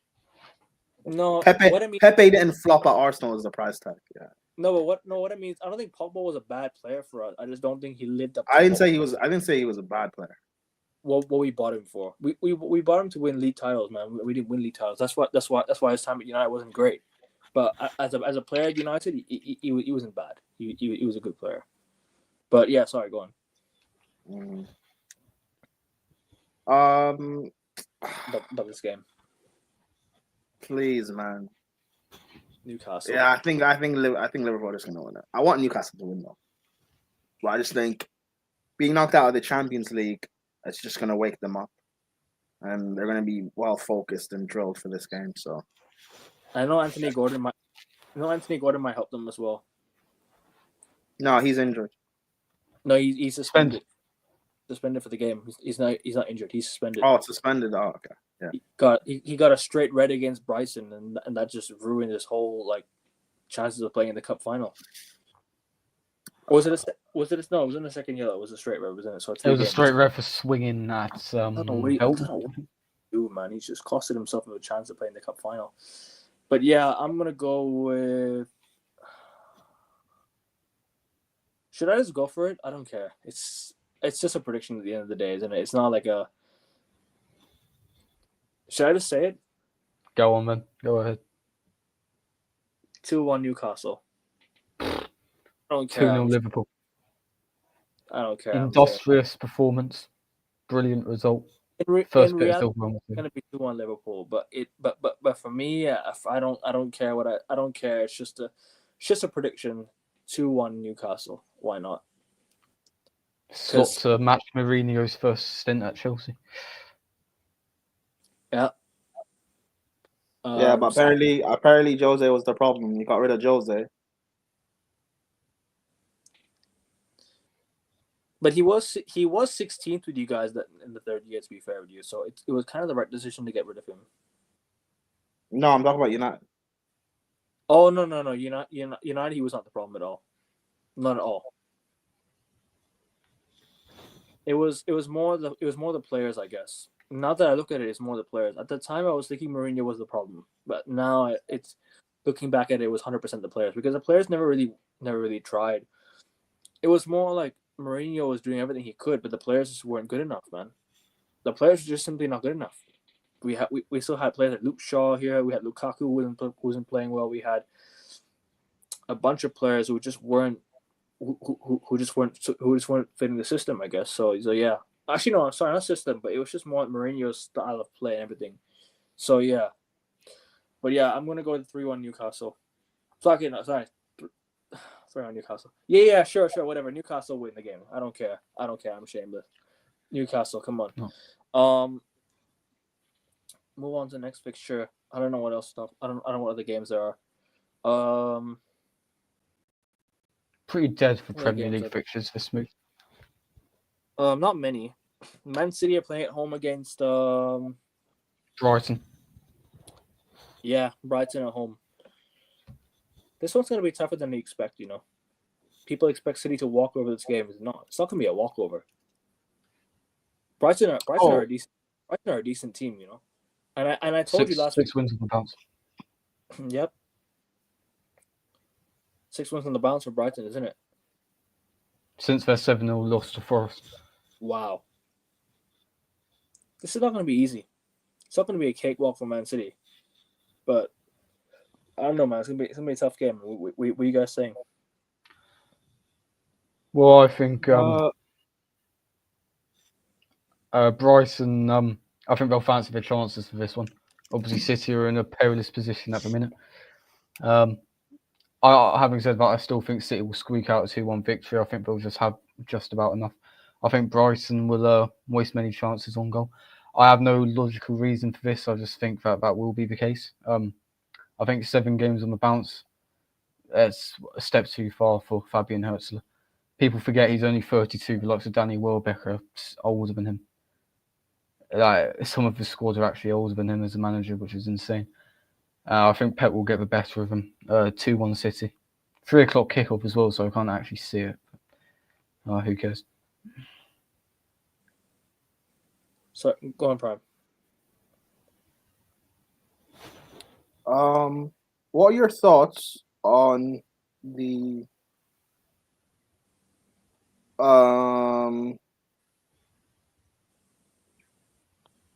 Sancho, Chelsea not taking the obligation to buy? Yeah, I was actually going to ask you about that, but do you think he stays at Chelsea? You think he goes? I don't know, man. For me, I don't really mind if he comes back or not. It's up to him, really. So it's up to Chelsea. It's actually not really up to us. It's up to Chelsea if they want to let him go. But I want to know your thoughts on it. What do you think? Do you not rate him? No, I do, but I just don't know if Chelsea will allow him to leave. That's the thing. I don't know if Chelsea will want to buy him. Because for me, I just don't understand his obligation. If he goes, I guess I'm fine with it. But it's just weird. Getting him and Neto last summer without a striker is so weird to me. You get 2 wingers that are best when they play with a box dominant striker, and we don't sign a box dominant striker, and we're surprised why they don't look good. Would you Sancho? I don't know. Sancho, I'm not even the biggest fan of anyways, but I know what his strengths are, and his strengths lie with a striker, and we don't have one. I don't know what people don't know what Chelsea fans are so angry with that, but I don't know what they, expected. Yeah, it's Chelsea fans have a lot of expectations, to be fair with you, and rightly so. I mean, it's been a while since Chelsea last, what do you call it, became not became, but Chelsea were last. How do you say it? We're dominating in England, and it's gonna be and now Chelsea fans will start to demand more now. So I think you guys are gonna need a striker. You guys are gonna have to move forward next year. You're saying about Chelsea fans demanding more, but this is the same fan base that were telling me that we're in a title race 2 months ago. Relax. We don't have a right to be talking about standards if you thought we could win a league with Jackson and Sanchez and Colwell. Chelsea fans should just relax. They were protesting 2 weeks ago. We've won 4 games on the bounce now. No one's protesting again. I said. So you did mention that in the last stream, I think. That's why I said I'm not backing these protests, but people wanted to attack me and stuff. All right, cool. You're not attacking me now, are you? Not Nigel Farage. People are celebrating this Quenda signing, by the way, but they don't realize that all the things that are bad about this ownership are the signings like Quenda, another 18-year-old that we stole off a rival because they all pissed us off, like we did with Mudryk, like we did with the Lavia deal. But because he's a bowler, people won't realize. It's fine. It's splashing the money on players you don't necessarily need. Mm-hmm. And it's not even to say that Quenda's not good. Sure, Quenda may be good, but he's another teenager. We already have a teenager coming in the summer in what's his name, Esteval. Esteval. What? So we're saying Sancho's gonna go. So we're not gonna bring do the deal to sign him, which is fine, whatever. But with him gone, Mudryk's a super soldier on drugs. So whatever's gonna happen to him, we're still gonna need at least another winger to come in. And are you gonna get me an experienced winger? No. If you want to do this young thing, why didn't we get Kvaratskhelia when he was available in January? But instead, we wanted Garnacho, and that's why we're now signing Quenda, because United pissed us off about Garnacho. It doesn't make sense. Well, it does make sense because this is how they operate, but it's just frustrating. And now, watch us be linked to Garnacho again in the summer. Watch. Watch us be linked to Garnacho in the summer. You guys are done with Garnacho now. I don't We're not done. We're not done with Garnacho. If you not watch us be linked to Garnacho in the summer. Watch. Remember, I said why are you going after him anyway?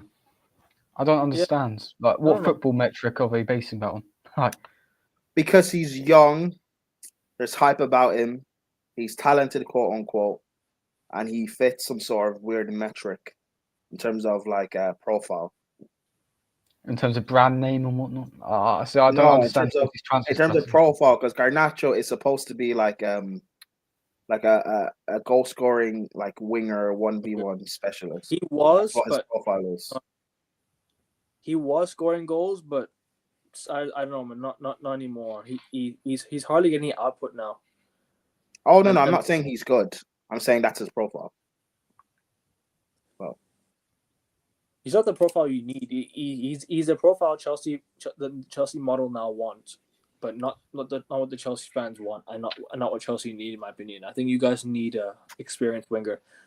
Maybe like a Lookman would be good. Lookman would be good for you guys. I think you could even go for You could even go for maybe Artikoglu, those type of wingers. Go for like even maybe Alex Baena, You need to go and sign some players that are already past 21. Not go for these like under 20s, like like this young stuff. Like I'm sorry, it's not right. Like for me, I think it's time to sign players that are that have established themselves already. Like, because too many clubs now in England are looking. Oh, we have to sign young players. We have to look for the future. Let's worry about now. Let's worry about the results now instead of years down the line. It's all about now, but nobody cares about now. They only care about years down the line, bro. And that's been the model for every English club now. United, Chelsea, it's all about trust the process now, and that's what it's become, bro. And that's why I think English football is just washed, because three of the clubs that dominated football when in the early 2000s are now going to this trust the process mode, while City and Liverpool are going to dominate football. But what do I know? Yeah, mate. What do you know? You're not a top rep. We're not true fans, apparently. All the stuff that we call out our clubs for, we're apparently not true fans. But the same fans that go to the stadium and start protesting, yeah, they're calling out the club, no. And I'm doing the same, but I'm just at home. I'm not at the stadium. That's the difference. I'm just at home. I'm at the ground, calling out the club. I'm not at the ground sending my message. I'm doing it at home. That's the only thing. But apparently, true fans are the only ones that go to the stadium. But it's okay. No worries. But I mean, there's a lot more to cover. Let's get to the Premier League fixtures, and then we'll close out. City Brighton predictions. 2-1 City. 1-1 draw. Prime. City what Brighton game? City Brighton predictions. I went for 1-1. I don't know. 2-0 City.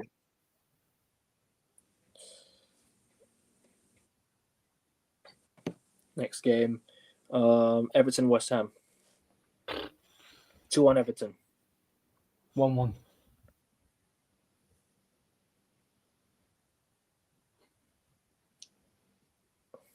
Everton West Ham. Yeah, what are you saying? Everton West Ham. Ed Goodison. I think Everton win this game 2-1. 2-1 Everton. Ipswich Nottingham Forest. 3-4 Forest. 4-0 Forest. I think Forest slap. What are you saying, Prime? Ipswich Forest. At the oh my god, how could I forget the stadium? What's it called? Portman Road. Portman Road, thank you.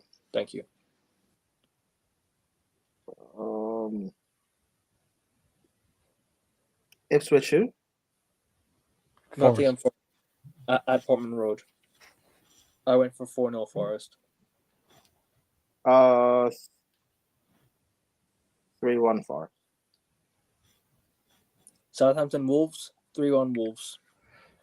4-0 Wolves. 3-1 Wolves. What are you saying, Prime? Yeah, 3-1 Wolves.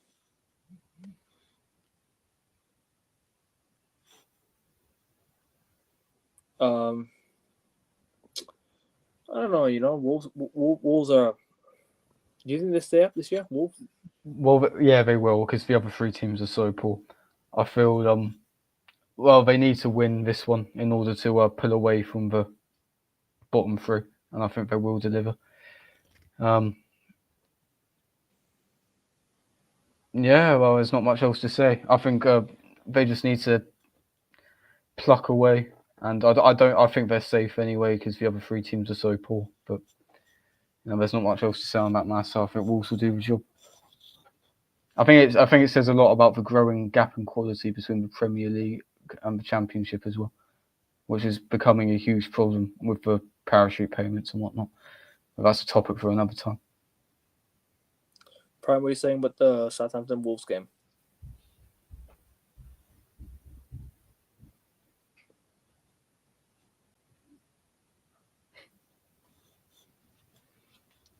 Oh, no worries. Oh, sorry. I'm not paying attention. Sorry. Sorry. It's all good.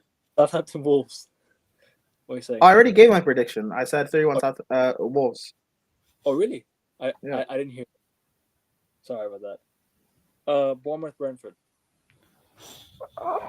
Oh man, it's gonna be two. I think 3-2 Bournemouth. This is gonna be high scoring. 3-2 Bournemouth. 3-1 Brentford. Rob people. Yeah, 2-1 Bournemouth. And last but not, and Fulham Tottenham. 2-1 Fulham. Yeah, same 2-1 Fulham.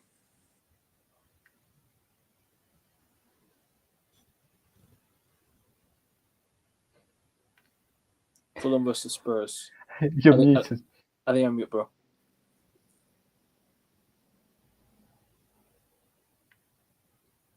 Prom, you're mute. Did Fulham beat United? No, we beat them in the league games, both games. Oh, what? Oh. But in the FA Cup, we lost on pens. Oh, Spurs have players back, don't they? Oh, okay. At 4-1 Spurs. I'm gonna go 2-1 Fulham. And then I'll quickly talk about the Leicester United game.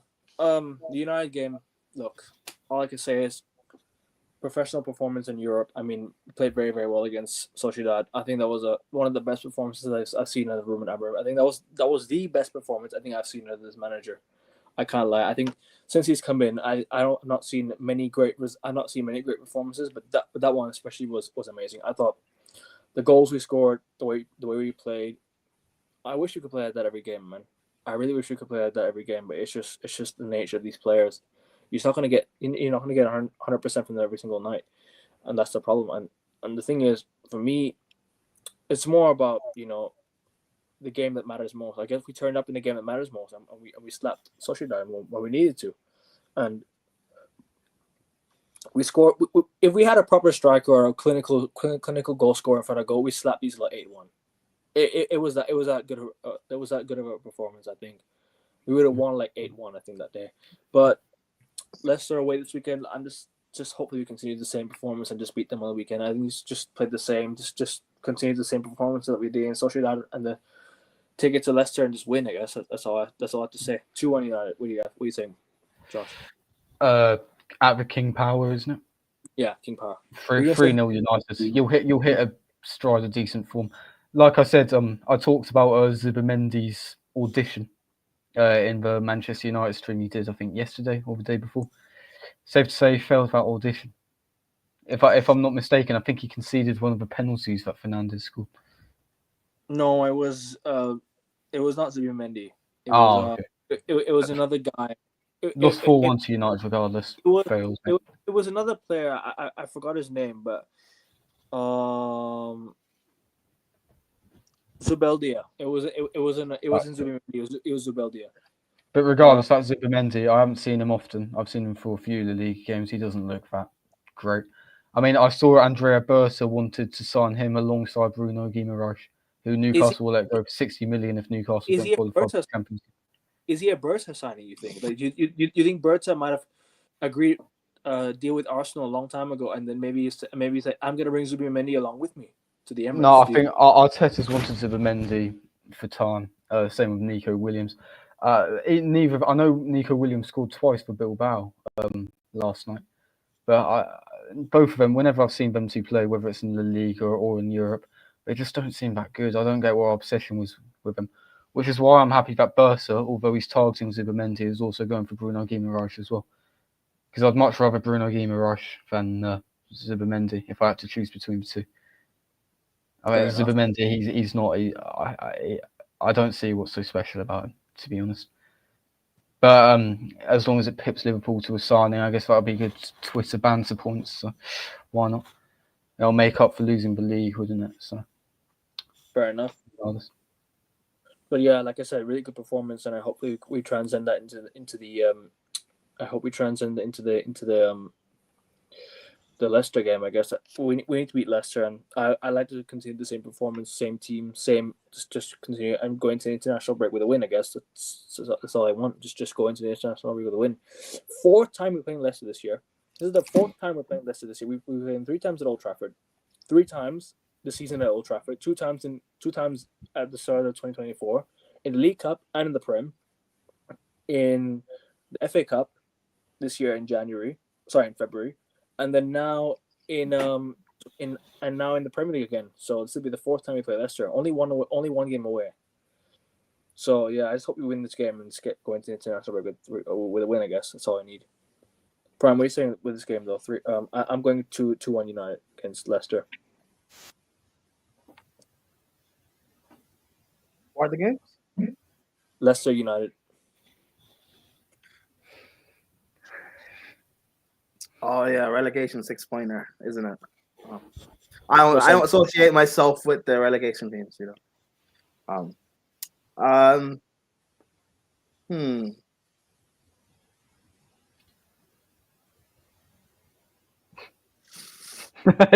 He's so badly wants to predict Leicester win. It's fine, bro. I really don't care. I'm not predicting a Leicester win. I'm just seeing how the game plays out. But man, I wish we had a good striker, man. We would have scored bags of goals against Sociedad. You do have a good striker. Anyways, Xerxes played well, by the way, last night. I wasn't. Xerxes played in the 10. He's not their striker. No, their striker is a number 9 for United. And apparently Casemiro was washed, but he played excellent against Sociedad. What do I know? Hey, well, you're not the United manager, mate. So, but I'm gonna say you guys will win 2-1. Bruno again. I keep telling you, hey, Bruno, man. Bruno, he played well. I can't lie. I have to give him credit where he's. You know what? When Musa said Bruno's been world class for Man United, you guys all laughed at him. You're not laughing now, are you? I've not been his biggest fan, but he put in a good performance that day, and that's all we need. We just need to go through, and I guess we turned up when it mattered the most. It was a game that we needed to win, and we put in a really good performance. I think let's just go to Leicester and win, and then the Lyon in the Europa League when we come back from the international break, and we'll see where it goes. But obviously this weekend, before I go, I just wanted to talk about this game. There's actually 3 games, really interesting games this weekend. There's Atalanta versus Inter. There's Atletico Madrid against Barcelona, and there's Real Madrid Villarreal. These are three big title race games. Obviously, starting off with Villarreal against Real Madrid. What are you saying with that game? Real Madrid obviously got the win against Atletico on penalties, but they're going away to Villarreal. Tough game away this weekend. They need to win this game, especially with Barcelona having the game in hand. What are you guys saying with this game? Villarreal versus Real Madrid. Well, I think Villarreal. I think they're fighting for. I think they're only 5 points off the Champions League space in the Liga. So with the game in hand. Yeah, so they've got a lot to play for. I think it'll be a really tough game. Real Madrid in the league this season haven't been particularly convincing. I reckon this is another potential banana skin. And I feel like Real Madrid, after 120 minutes of blood and thirst against their city rivals, will slip up again, 2-2 draw. I'll go 2-1 Real Madrid. Brian, what are you saying? Villarreal versus Real Madrid. Why? Is that a Premier League game? No, there's just 3 games this weekend. Atalanta, Inter. Why do you keep laughing, John? You keep coming up with some weird shit, man. I love it. But anyway, Villarreal, Real Madrid. Yeah, because Premier League. no, because I just discovered that these 3 games are title contending like games, bro. I can't even talk right now. I'm studying like shit. Villarreal, Real Madrid. This is gonna be a good game, man. Because Atletico Madrid versus Barcelona, as well this weekend. Atletico Barca as well after that game. So it's like the Sunday. Oh, Real Madrid beat Villarreal. And the Atletico versus Barca as well on the Sunday. That one's gonna be a good game, isn't it? And you know what's really annoying about that game? That game starts an hour after United starts as well. So I'm gonna need to have to watch that game afterwards as well.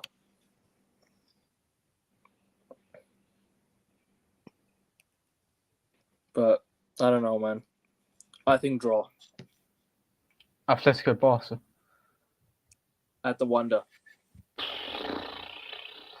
Oh, yeah, draw 2-2. Thunder belt of a game. I guarantee you, there's going to be at least 2 red cards. It's going to be insane. And then there's Atalanta versus Inter as well. First versus third. 3 points separate them. Oh, is this a Premier League game? Nah, Serie A. Oh, massive top of the table clash. This. What's your prediction, Akavin, first? 2-1 Inter. Hate to go 3 draws in a row. I think Inter win this game, unfortunately.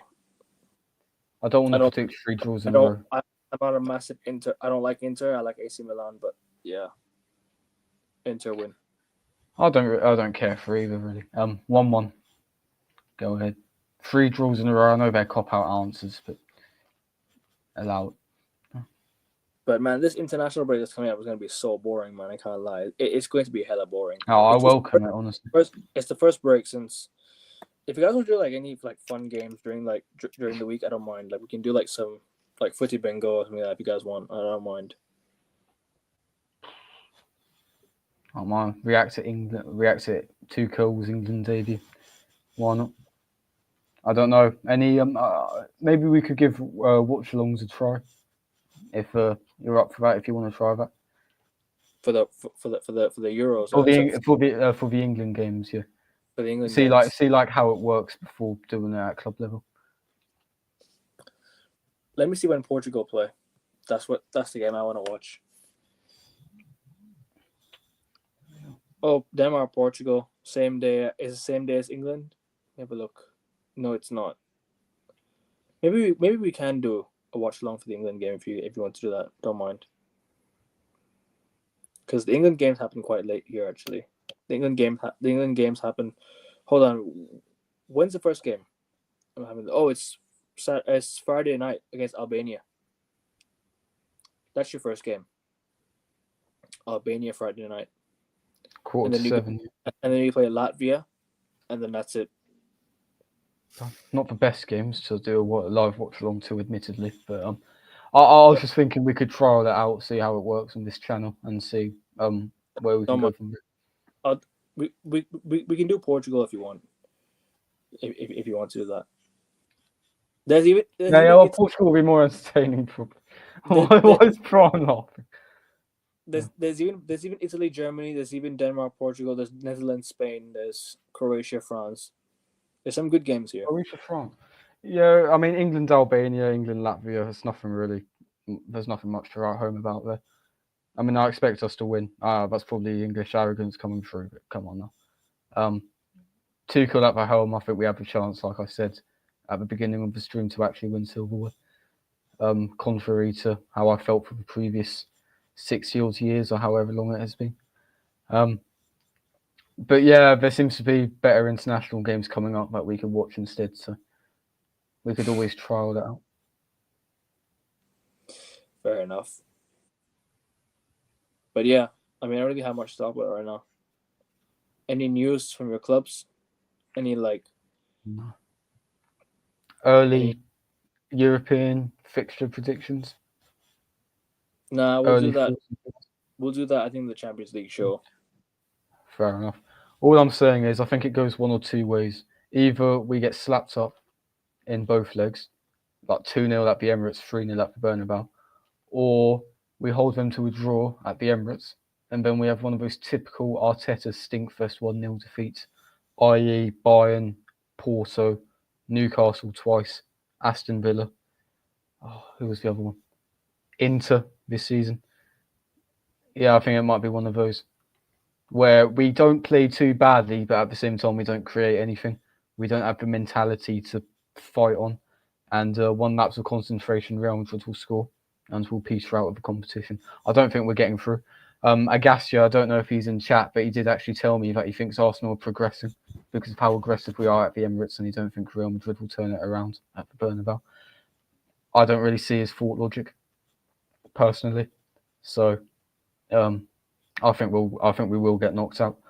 But at the end of the day, like I said earlier on, at the end of the day, it's what the Champions League is all about. I'm going to enjoy. Not yet. Don't do it yet. Thank you.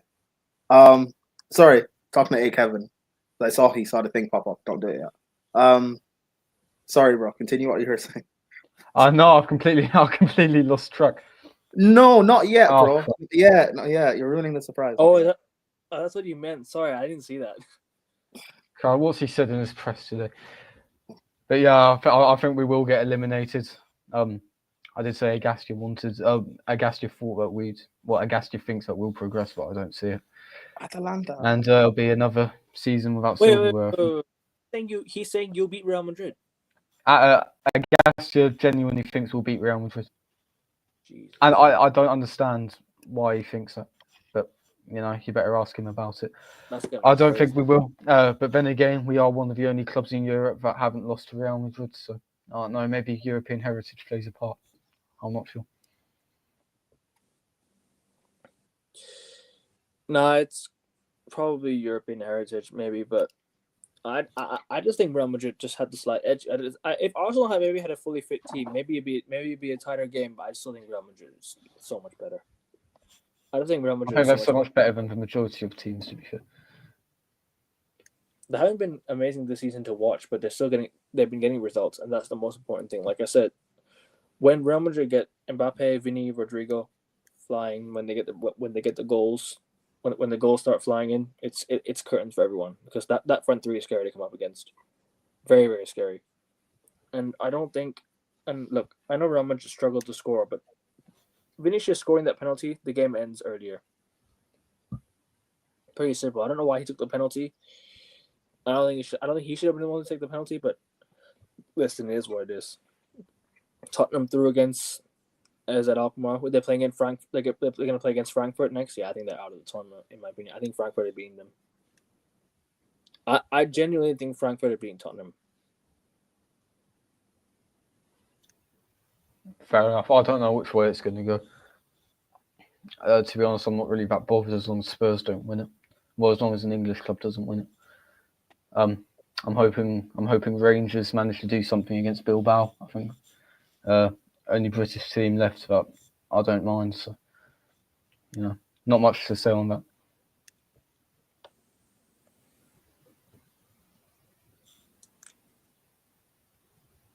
Just wanted to bring that comment up from earlier.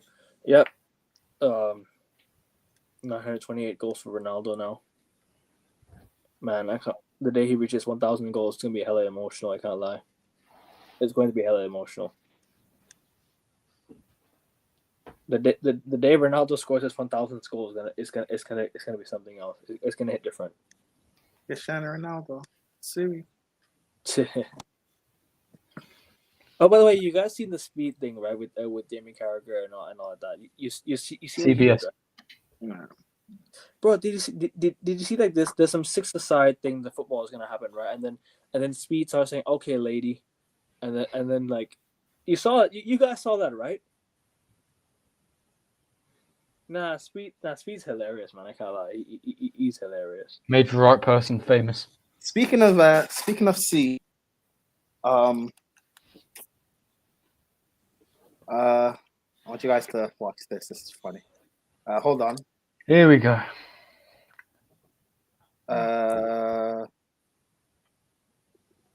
Once I put it to, so you can see it back, Kevin, right?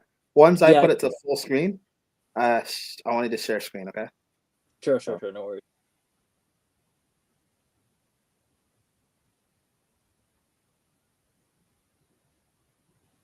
We good to go?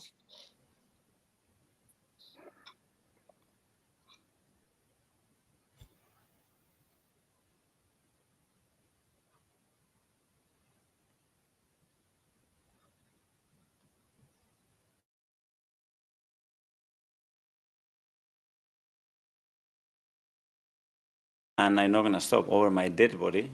Over my dead body, I said. Over your dead body. Yeah. Okay, Mikael, one more. Yeah. I have to ask you about the title race because it's 15 points now. Is it too much? Right.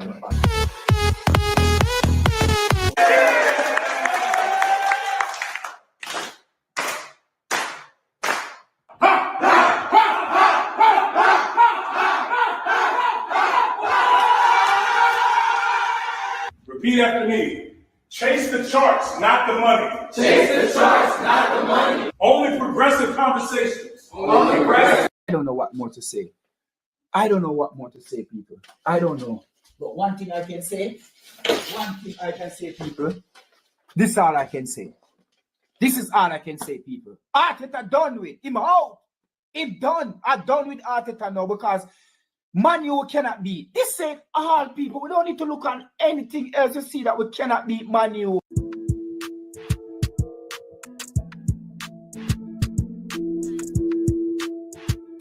No. Stop. Don't go anywhere. Rolls-Royce did say that was Real Madrid. Don't go anywhere. Since we are on a Chelsea show, and no matter what, you guys are going to banter. Premier League show for him. But let me tell this. Let me say, I'll get it, but it's loose. I'm going to say this. Genuinely believe this. You guys are done laughing at Arsenal. No, we're not. You want to go, Saint? You want to go, Saint? This whole thing about laughing at clubs, you can laugh at clubs when they're struggling and they're doing their rebuild. But when they're on the cusp of getting themselves back into contention, you can see certain things. Contention for what? Contention of what? Yes. This is why I wanted to down here. First where? The top of the table. Where? Hold on, wait, where? What? You say top of the table. Wait, man said top of the table. Stop. Lewis, I said this at the beginning of the summer. When I came on and Slab was there. I said Arsenal on the rise and Tottenham on the decline. What are we seeing right now? We're seeing Forget Arsenal Spurs. You top of on the rise to where? Okay. On the rise to where? Say that again, please. First of all, small progression from the league table that we're at from 8th to try to get back into the top 4 and compete for the top 4. So by the end of the season, come April, Arsenal is still going to be in the mix for top 4. That's one. That's not slow progression, Miguel. Slow progression would be trying to get into the top 6. That's not slow progression. 7. No. Stop. Don't go anywhere. Rolls-Royce did say that was Real Madrid. Don't go anywhere. Somebody messaged me this in the group chat today and said that Mikel Arteta is trying to set up a team similar to prime Barcelona. My question is, do you guys see it? I'm not gonna lie. I see it. And you're telling me that I'm the crazy one. Now let's go to Mons. Mons is here. Mons is here running agendas, talking about title race, man, this, title race, that. Who are you playing next week, Mons? You're playing Arsenal. You're coming to our ground, if I'm not mistaken. Am I wrong? You're coming to our ground, right? You gotta come to our ground and try to. You're talking all this shit. We're gonna see you in a couple days. Come say that at our ground. Come do that at our ground. You're not gonna be able to do that. You're talking about your attack can't do this, your defense can't do this, your this can't do this. Show me that at the Emirates next weekend. That's what's up. Show me. That's you keep talking about this. You know what? Some guy once said to Drake, "You gotta pop out and show niggas." You come to our ground and try to show us. Whoa! You come to our ground and try to show us. That's what I'm saying. Whoa! You come to our ground and try to show us. When you talk about Mikel Arteta will have a greater legacy at Arsenal than Antonio Conte has in the Premier League by the time he's done. Yeah, Tony doesn't have the answers either. And here's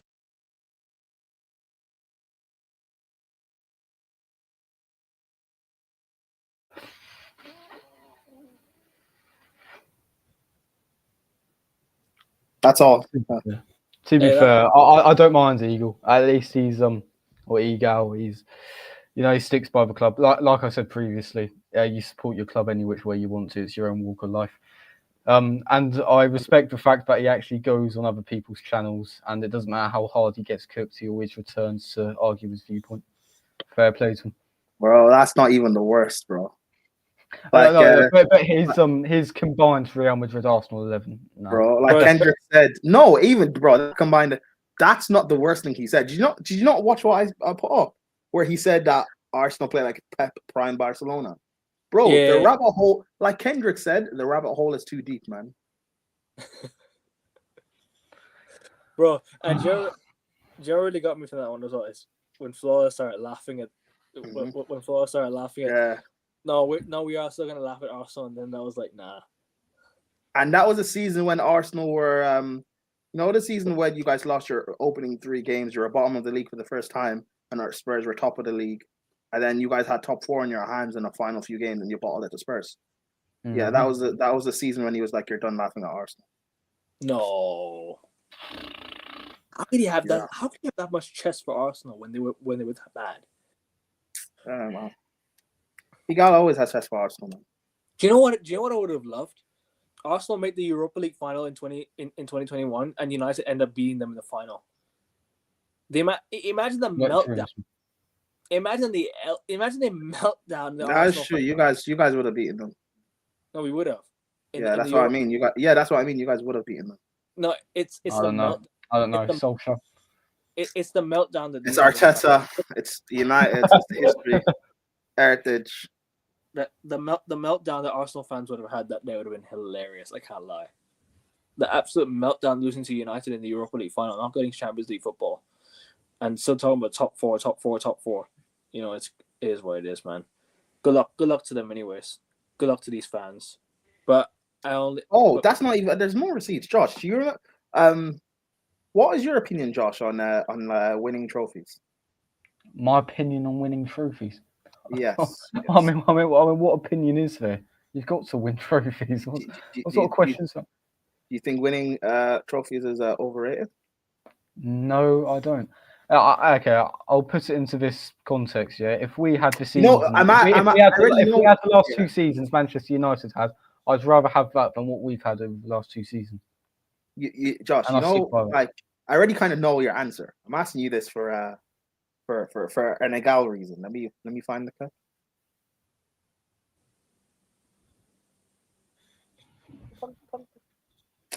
Yeah, perfect.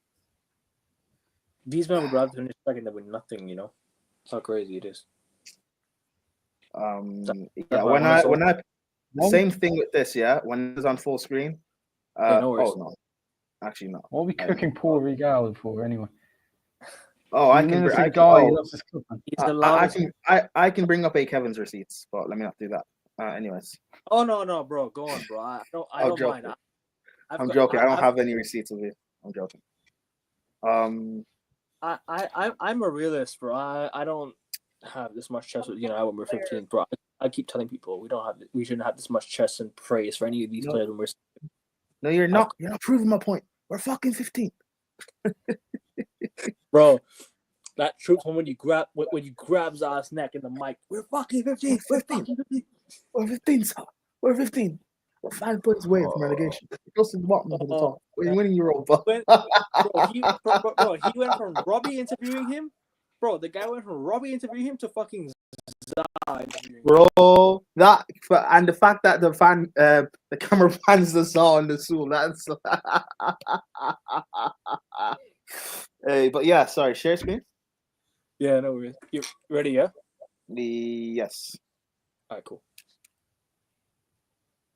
When it comes to player discussions, are trophies overrated? Because Scott Carson has 11 trophies and played 108 minutes. Carson, bro. Don't pretend like you even know who that is. No. This is why I bring this to the topic. Surely Scott Carson has 11 top league trophies. That doesn't make him a better player than Harry Kane, who has 0. Dude, what are you talking about? I'm not even gonna respond to this. Oh my god. No, because people weight trophies so heavily. Wait, Gal, please don't tell me you think Scott Carson's better than Harry Kane. No. I'm just saying, surely trophies have to have some impact in getting those trophies. For 100%. example, Phil Foden has how many league titles, right? Let's be honest. Majority of those league titles he picked up earlier in his career, he was not a major impact in those league titles. But they Who still cares? Come on, man. They That's still so go on his unfair. resume. That's unfair. 1 second. They still go on his resume, and at the end of his career, it's going to show he has X amount of league titles. But really and truly, he probably contributed to maybe 3 out of the 4 that he has, or you have. He's been a part of all. I mean, actually, I tell you what, he's been a part of because Liverpool won it that season. He really started kicking off. Dare I say, even in the 18-19 season, he had 26 starts, season after 38, season after 50. That's about it. The rest of it is just talking about Foden stats, but that's about it. Our trophies over. Josh, yeah, so that's why I asked you about trophies, because I wanted to segue to that. Josh, you answer that question. Right. Well, obviously, trophies are the currency for success in sport. They determine how big a club is and whatnot. I do understand where he's coming from, in the sense that just because one player has more trophies than the other doesn't mean that they're better than the other one. I mean, for example, he was talking about Scott Carson as a goalkeeper. Is Ross Turnbull a better player than Gianluigi Buffon because he's got a Champions League medal and Buffon doesn't? So I do see what logic he's coming from. Why he decided to compare a goalkeeper and a striker, I don't know. But at the end of the day, trophies are the currency in sport. Trophies determine how valuable you are as a club. They are the underlying metric. They are the thing that matters. There's nothing else to say on that, really. I understand where he's coming from, but he's at the end of the day, you can't discount trophies. The thing is, bro, he brings up the trophy talk, right? But why all of a sudden is he comparing individual players? We're comparing clubs. We're talking about clubs. Like the guy doesn't want to accept that his club ain't doing shit. He doesn't want to accept that Arsenal haven't been winning for the past 5 years. He just wants to accept that he just wants to be in this delusional, toxic, positive mindset that they're moving forward as a club, when in reality they're actually going backwards. They are going backwards because if they're not winning anything with it, but all they care about is third, second, bottling 8-point leads. You know, not winning when it matters most. It's going backwards, man. It's a backwards process. And look, do I think Arsenal has the potential to definitely be a title winning team? 100%, 100%. But where I think it comes first is the fan base. I think the fan base it starts from them, because it's what they really want from Arsenal. And there's so many level-headed fans like Lee Gunner who wants his club to win league titles. But there's so many Arsenal fans that just say that, oh, but you're negative, you're toxic. With why always demanding so high? Let's just support the club, support the players. No, nobody should support mediocrity. If you're a proper fan who's been going since '87, right? Since 1987, you can't tell him how to support his club. You just can't. And a lot of Arsenal fans nowadays, a lot of United fans, especially in my fan base, are always so offended at every single opinion about a player. You don't represent the players. Relax. Yes, I understand you have their profile picture on your social media accounts, but that doesn't mean you rep them. Doesn't mean you rep them. It's not your job to feel offended at other people's opinions on players. It's just your job to support the club how you want to support it. Don't tell others how to support the club. You know what I'm saying? And that's what I think with football fans now. They just get too fixated on these things, man. It pisses me off. There's so many fans nowadays that think if you say one thing about the club that's against the majority, it's all of a sudden seen as toxic or negative. You know what I'm saying?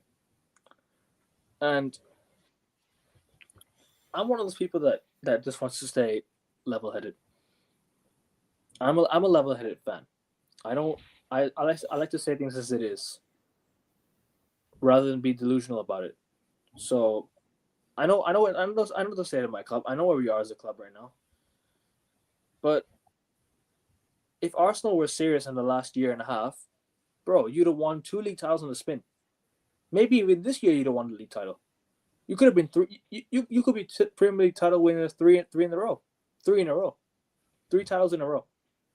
If buts and maybes. If 8-point lead and the last year one was definitely yours. It is just a mentality. 2023 was definitely ours. 2024 we put ourselves in a shit position and miraculously managed to find ourselves in the driving seat after that. But I understand what you mean. At the end of the day, like, this club is just a whole multitude of missed opportunities, you know.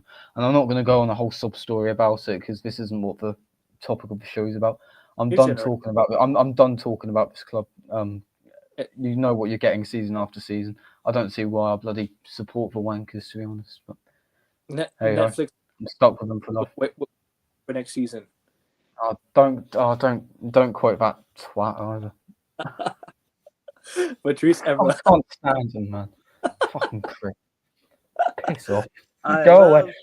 That's what I hate. The fact that we constantly prove these fucking idiots right, man. Why do you prove Patrice Evra right season after season, man? Honestly. Why him? Because he used to beat Arsenal to everything. That's why Patrice Evra used to be a part of teams that beat Arsenal to everything. So why he's allowed to give that much chest, I guess. But I don't know. It's just a lot of fans nowadays just get too fixated. Even Chelsea fans, a lot of the new fans nowadays, they're all like, they're all so offended at everything you say. Meanwhile, it's just your opinion. It doesn't represent what everyone else says. You represent your own opinions. Everyone else represents their own opinions. It doesn't make them any less of a fan. That's all I gotta say. You know what I'm saying? And indeed, that's the problem with social media nowadays. People think they can just hate on others for a certain opinion, but really and truly, they have a platform to say what they like. Although obviously don't go too over the top. Don't say things that you shouldn't say. But there are things that, you know, you may disagree or agree on, but all of a sudden you're seen as the minority and you're seen as, how do you call it, a toxic person or a negative person. That's all I gotta say. But I think we'll wrap it up here, people. I think we've gone well over 2 hours. Make sure you guys like the video and subscribe. Let's get to 155 subs. I'll say 155. I don't care. Let's get to 155. Okay, better than. So we'll get there soon. Josh and Prime, thank you guys for coming on once again. Good luck to you guys for your games. We'll be back reviewing the game on Monday, and we'll do the international football stuff. So I'll see you guys Monday. Josh, I left your link in the title. Make sure you tell the people what you got coming up as well on your channel if you have anything coming up. Nothing at the minute, mate. Like I said, I only feature on this channel, so you know, every Monday and Friday, I'll be on here. So enjoy it if you do. If you don't, fair play. Don't know what to say. Just hopefully you do enjoy it, man. That's all I can say. I'll be back. Before we end. Yeah, go on.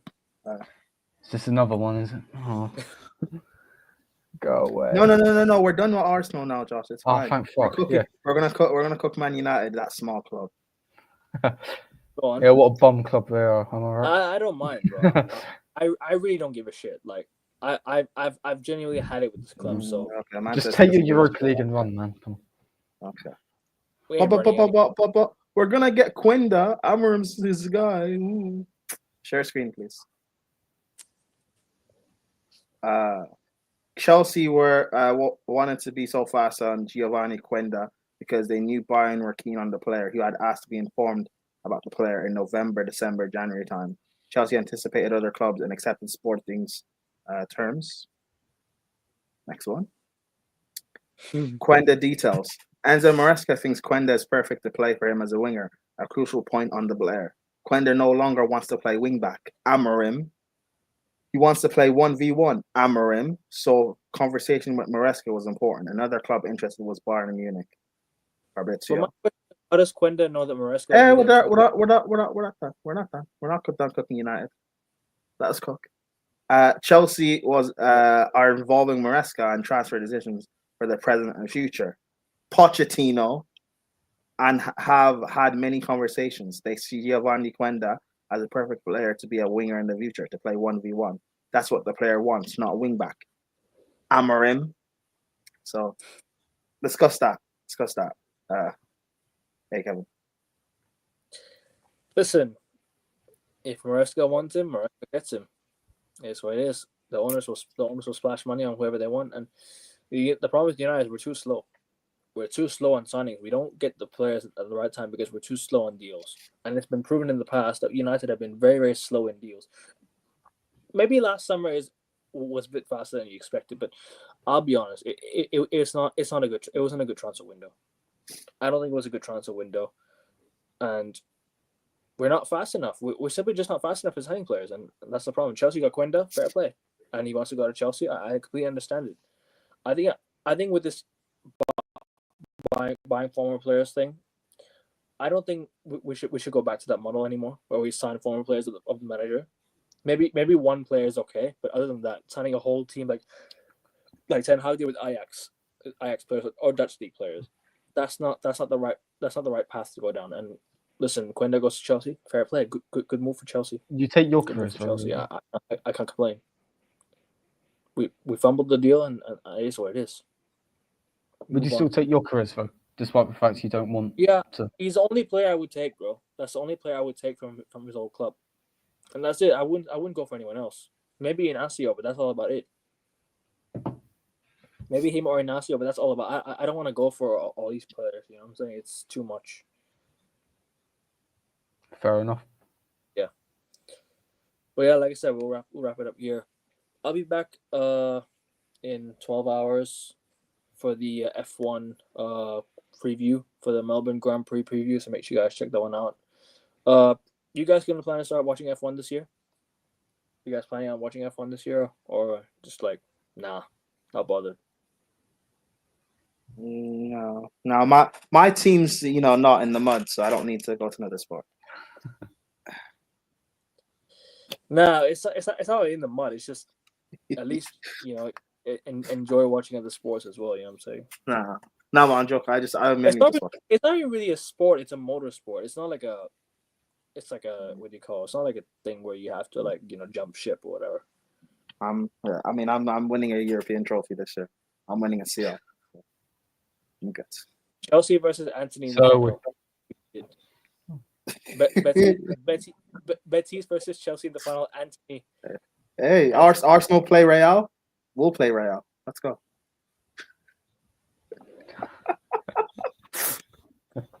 That's it. Not so different. It's not. I mean, listen. They both. Real Madrid have had a famous number 7 in Ronaldo. Betis have a famous number 7 in Anthony. It's the exact same. But yeah, safest win here, man. we will be there. We will be there. But yeah, we'll wrap it up here. Like, share, subscribe. Check out Josh's channel when he posts. I'll leave the link at the top. Which I've got no content on there at the minute, but subscribe anyway, please. I'll put Prime's link in the title if you want as well, Prime, if you don't mind that as well. Or I don't mind, but I don't really post any. I should, because I make a lot of clips and edits and stuff. You do, bro. You do, bro. You're like Skullduggery 2.0, bro. Honestly. Also, speaking of which, I've got some on Instagram. Go on. Remember when Flawless was like about United finishing top 6, and I think Saeed made a bet that he'd give Flawless like £1,000 or a PS5 or something. Remember that from the Saeed thing. Yeah. I have the clip. Yeah. I have that clip, man. So if United finish in the top 6, I'll buy you a PS5. That's definitely not. Yeah, that's definitely not happening. But like now, obviously. But yeah, Flawless dropped that within like a few weeks when he saw how bad United were being. It was funny. And you know the clip I really like when the moment Flawless I think mentioned Arsenal, and then Mike started laughing so hard, so randomly because of the word Arsenal. You remember, I think you were there. I think you were watching that as well, or you're on the stream. I wasn't on the stream, but Mike mentioned Arsenal, and then you guys he started laughing. And then last week as well, I think he uploaded a clip of I think you were eating, and then are you talking about this clip? Share screen. Yeah, go on. Sorry, Josh. I don't know how I got back to Arsenal. It's not my fault. Yeah, fuck you, Aku. No. I agree. Fuck it, Kevin. Anyway. This one. Arsenal. Yeah. Fucking West Ham. Oh, piss off. This is man. Bro, hey. Let those bastards win. Oh, man. Oh. So salty about rock. Fuck him, man. No, West Ham fans I know in real life are sounds, man. It's just, nah. I don't know what to say. I'm not going to say anything because I'll just say something I regret. But, yeah. no, West Ham fans I know in real life are properly chill, you know. But I mean, West Ham have a European trophy, man. They have a right to laugh. We have two, mate. I think I educated you on this last stream. We have 2 Champions Leagues. Russian blood money, mate, you know. Russian blood money. I know. Chelsea has, hey, blood money, real money, fake money. There's money at the end of it. Don't Chelsea have like 6 or 7 European trophies? Hey, but when I say it, we have 5 European trophies. Yeah, more than Man United. No, Man United have more than that, surely.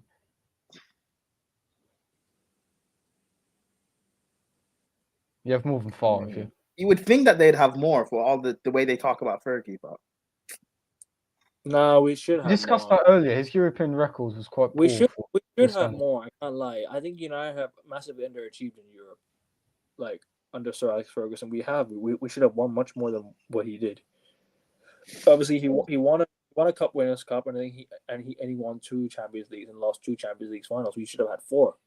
We should have had 4 Champions Leagues, but that's what it is. Mm-hmm. But yeah, I think we'll wrap it up here then. You guys got anything left to say? Cheers for the Arsenal cook sesh. I wasn't expecting it, but yeah, gives a constant reminder about our club's shit. So yeah, thanks. Chelsea and City are the only English side,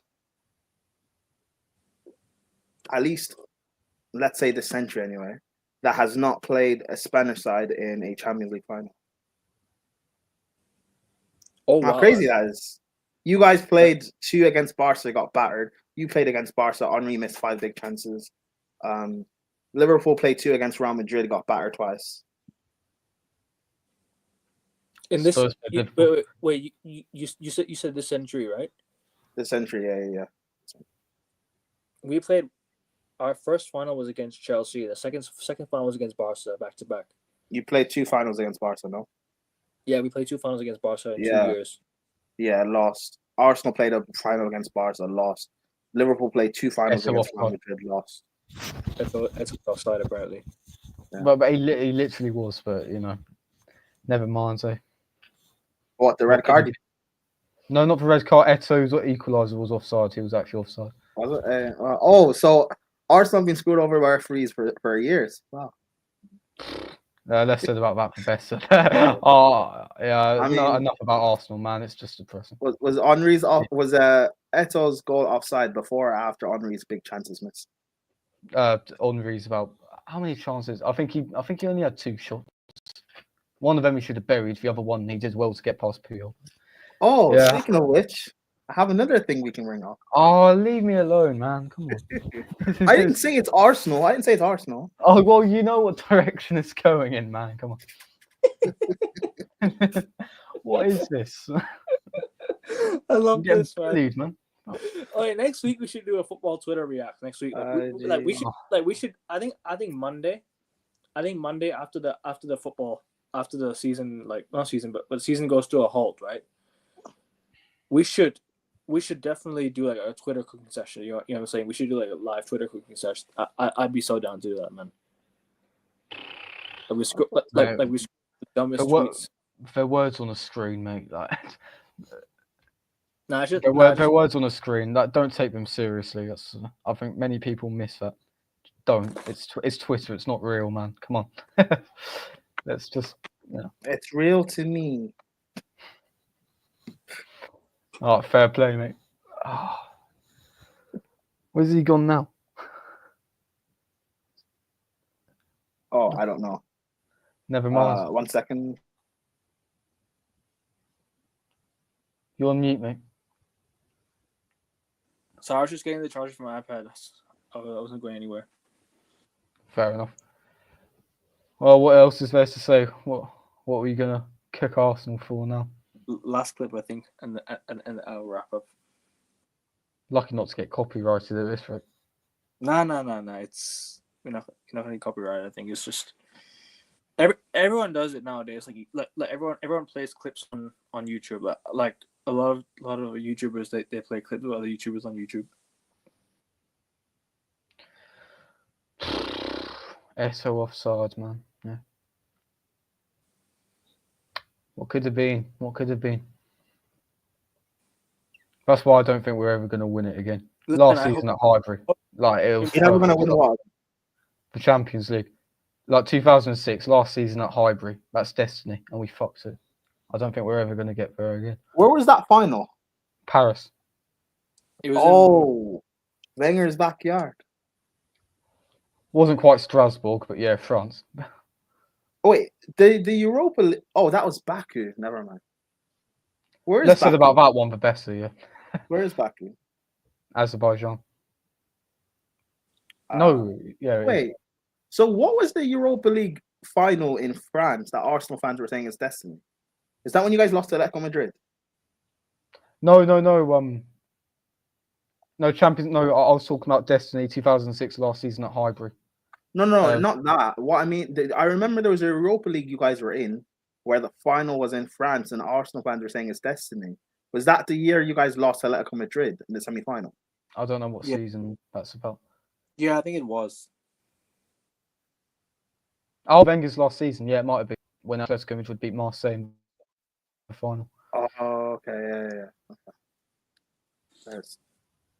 Don't No, have the another endings with fun Arsenal. fact. Antoine Griezmann has never won a league title. And he's been to Barcelona and he stayed there and he was earning 900k euros. Yeah, when he left to go to Barcelona, Atletico Madrid won the league. When he left Atletico, or left Barca to come back to Atletico Madrid, Barca won the league. Another fun fact, Real Madrid have never won a treble.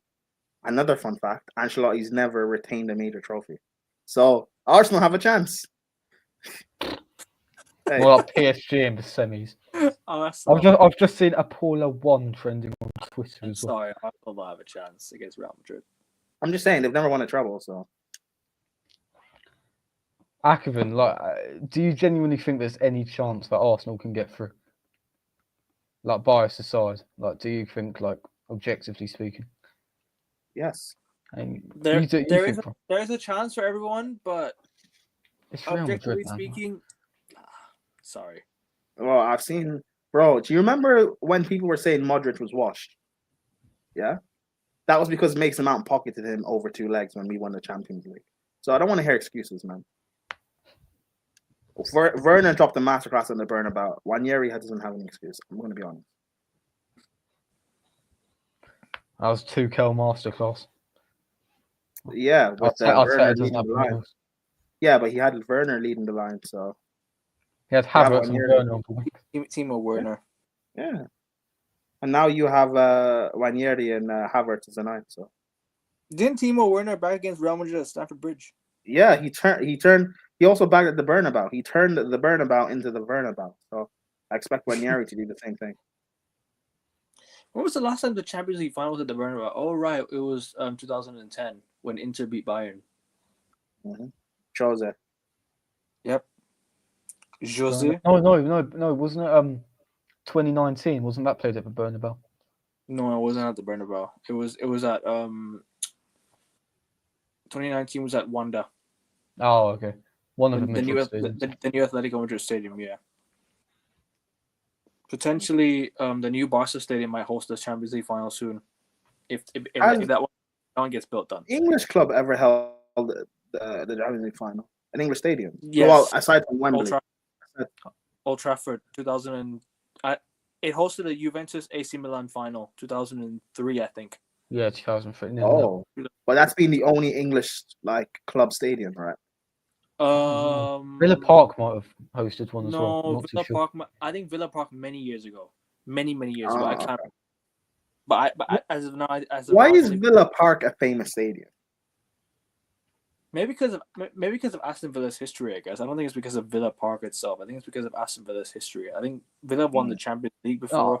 I think at one point Villa Park was one of the biggest stadiums in England. Wait, FA Villa semi-finals we played wait, there. Villa have a Champions League? Yeah, 1982. Hey, Heritage, let's go! Let's go, Villa! Nottingham Forest won back-to-back Champions Leagues, bro. Let's go. Hey, this is Heritage, and you have Emery as well. With Heritage. Brian Clough. I'm sorry, it's Heritage, man. Arsenal, just do what you have to do. Arsenal, knock out Real Madrid, so it makes it easier for Villa. Okay. Bro, imagine Aston Villa. They ain't getting past Madrid anyway, so what's the fucking point? Nah, you will. Hey, Josh, you have to believe, man. Oh, by the way, No, you don't. I don't know if it's real. I don't know if it's real. Did you guys see that Jadon Sancho asked Aston Villa, "Can I join you guys?" And he said no. That was obviously fake. I know it was obviously fake, but did you guys see it? Like, imagine that was real though. I mean, we all know Rashford. He's going to Arsenal, man, in the summer. Arsenal to sign Marcus Rashford in the summer. Hey, 2003. Josh, I'm sorry. I tried to turn it to United, and Kevin turned it back to us. I said Nah, it's alright, man. This club deserve it. Fucking I said 2003. ruin millions of people's lives each year. But I can't remember if there's any other stadium that hosted a Champions League final other than United. I think it was probably only United that hosted a Champions League final, I guess. You can't imagine Anfield hosting. I mean, it makes sense because, wise, Anfield's not massive. Stadiums. Yeah, because when you look at the big clubs, like Old Trafford is falling down, literally. Chelsea's too small. Spurs. I'm surprised Spurs have never tried to host a final, but they're not a big enough club like that. Arsenal. Maybe you guys could have when you guys moved stadium to the Emirates, but because I don't know. Maybe I don't know if you guys have tried or not, but or if you'd be allowed. Their stadium and Benfica stadium are identical. It's very much similar, yeah. The what else is similar? Sunderland Stadium and Benfica's is actually very much similar. Very, very similar. Man, Sunderland needs to come back to the Premier League, man. I want to see Tyne-Wear Derby next season. It's gonna be so fun to watch. Because I just mentioned it because you know how England are trying to host, is it a World Cup or Euros in a few? I think it's the Euros. It's the Euros, yeah. I'm just thinking of stadiums that could host it. I know, Chelsea haven't been put down to host one. That's because our stadium's just too small. Old Trafford hosted the Olympics. That's the last time we ever hosted something. It was the Olympics. Yeah, but if we're trying to host a Euros or a World Cup, Chelsea, United, we need a better stadium for it. We definitely need a better stadium. Yeah. I think stadium Chelsea's capacity is way too small for the size of your club, man. I'll be real. The capacity is way too small for Chelsea. Everton's bigger than us. Sunderland have a bigger stadium. Chelsea are a massive club, and Viva's bigger. I think you can definitely rebuild Stamford Bridge and make it into a bigger stadium. I think that's what you could do. I don't. What it would take to do it at Stamford Bridge is tough. And touch, we don't own our pitch. It's owned by fans, the Pitch Owners Association. So and they don't want a new stadium. They don't want us to move or anything. They own the club name. They own the name Chelsea. So if we were to move, we'd have to change our name Chelsea. So was it London Cowboys or something? Hey, London 2-time Champions League. Sorry. It's the only response I have, man. Manchester 3 times champions of Champions League. We'll take it. What? You're 15th. You're 15th. Still have 3. Still have 3 Champions Leagues. Hey, you ain't winning Europa. Huh? They will. I guarantee you, they will. If we win the Europa, bro, and Arsenal win nothing, my days. Bro, if United, Hey, that Zal clip is coming out regardless, bro. That clip is coming out regardless. Whether you win Europa or not, so long as you guys are still 15. Oh, bro, I don't care. Release whatever clip you like. I can cook my own club. I don't give a shit. 6 stadiums for England. For 5 points. And how many We're 5 stadiums? points away from relegation. We're close to the bottom and to the top. And are they using Celtic Park, Hampden Park? Are they going to use the Rain Ibrox? Are they going to use like Swansea, Cardiff? Are they going to use all those stadiums as well? Or? They might. That's in. I mean, that's. Oh yeah, because it's going to be England, Scotland, Wales, right? I think so. Yeah. Yeah.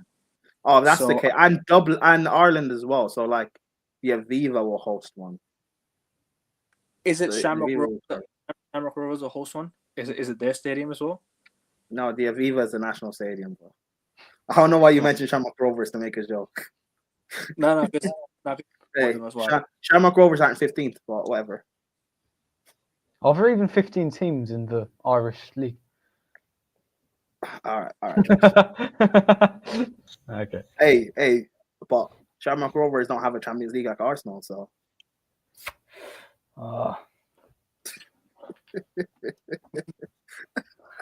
this is too funny. Oh, fuck, man.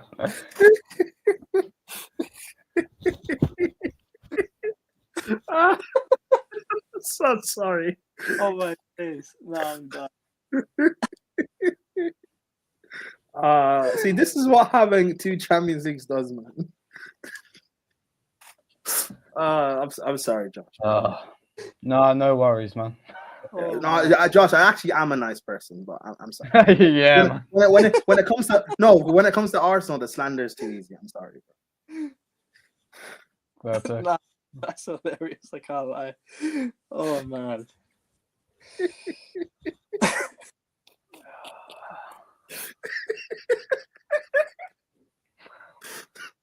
What the hell? Oh my god. I'm sorry. Oh my face. I'm sorry. Wow.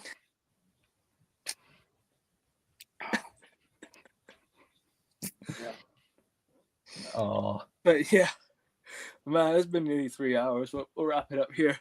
Now, what a way to end the stream. Make sure you guys like the channel. And yeah, we'll catch you guys next on Monday. Arsenal win the Champions League this season, man. You won't have to worry I about that. I can never use that joke again. I can never use the Champions League joke again. No, because you just said we got 2 to your 1, so. Nah, but it doesn't hit the same. I mean, you can still use it for Tottenham. But yeah, Tottenham have a European trophy though. Nah, but they don't have a Champions League, so you can still cook them with that. Yeah, but Tottenham aren't a big club, so it doesn't matter. True. They're not a big club. I don't know why they're considered a big club, but yeah, it is what it is. Let me ask you this, Josh. Spurs are in the Europa League final. Arsenal are in the Champions League final. Would you accept Spurs winning the Europa League if that was the only way Arsenal could win the Champions League this season? Obviously. I think that's an obsolete question. Oh. I mean, I don't give a shit if Spurs win the Europa League. If we win the Champions League, like, who cares? The Champions League is better anyway. So. What about back in 2019? When I would have lost that any which way. I'm happy. Really? Why? Yeah. I don't want Spurs winning it before us. Fuck that. But you're denying a European trophy, bro. Yeah, but Spurs winning the Champions League ahead of us. No, I mean, I'd rather. I don't get it, man. I really don't. I don't get that. Spurs genuinely, Spurs winning the Champions League. One of the worst days of my life. The next day I woke up when Liverpool won. I was miserable. The day they won that Champions League. But you're not. Yeah, but Liverpool have more Champions Leagues than you, regardless, and you have Champions League, so it's not the same. Nah, but still, though, it was miserable the day they won it. And bro, them winning the Premier League is gonna be peak for me this season anyway. So wait, is this Prem? Does this mean Liverpool go 20 times, right? Yeah, equal level with us. Yeah. Okay, so let me ask you, Kevin. What would you have to pick one. Liverpool go 21 times or City win a quad. So they both better your record 20 times. They better go to 21, and winning a quad is better than a treble. So Oh my days, you're putting the spot here. This is really tough to answer. I can't lie. Obviously, Liverpool are the bigger rivals, and we have been. And the thing is, with us is we have been behind Liverpool for majority of the time, anyways. In terms of but City winning a quad would it's just another thing where people can say Pep is better. Pep better than Fergie. Or would I rather see happen? No, yeah. If you have to pick one to happen, you have to. Which one? I'm already about to see it happen anywhere. So Liverpool 21 times, even though I don't fucking want it. Really? It's already yeah, but City could also win a quad. That's also realistic. The thing is with us is we're the only team to have won a treble, and then now City leveled us, and now if City better that's gonna hurt a lot more. As much as I hate Liverpool much more than Man City, right? That quadruple is gonna hurt. It really is. It really will hurt. Fair. The thing is with Liverpool is they're already gonna overtake us in league titles anyways. I can see it happening, so I'm already prepared for it. They're probably gonna do it, so I guess it's gonna be Liverpool. I'm gonna have to live through it. And even though I don't want it to happen, it's going to happen. It's gonna happen. It's gonna happen sooner rather than later. We ain't winning more league titles than Liverpool. We just ain't. Unless we do something miraculously in the next 2-3 years, I don't see Liverpool having. Sorry, I don't see us having more than Liverpool. Unless we go on, unless we have like a crazy good transfer window and we have a really good season in the next 2-3 years, I don't see it, bro. I really don't see it, man. It pains me to say this, but they are gonna have more league titles than us eventually. So I'm already prepared for it. But who I hate more? Liverpool much. I hate Liverpool way more than any club in world football, bro. So yeah. But yeah, I think we'll wrap it up here. So yeah, like, share, subscribe. We're out. Take care.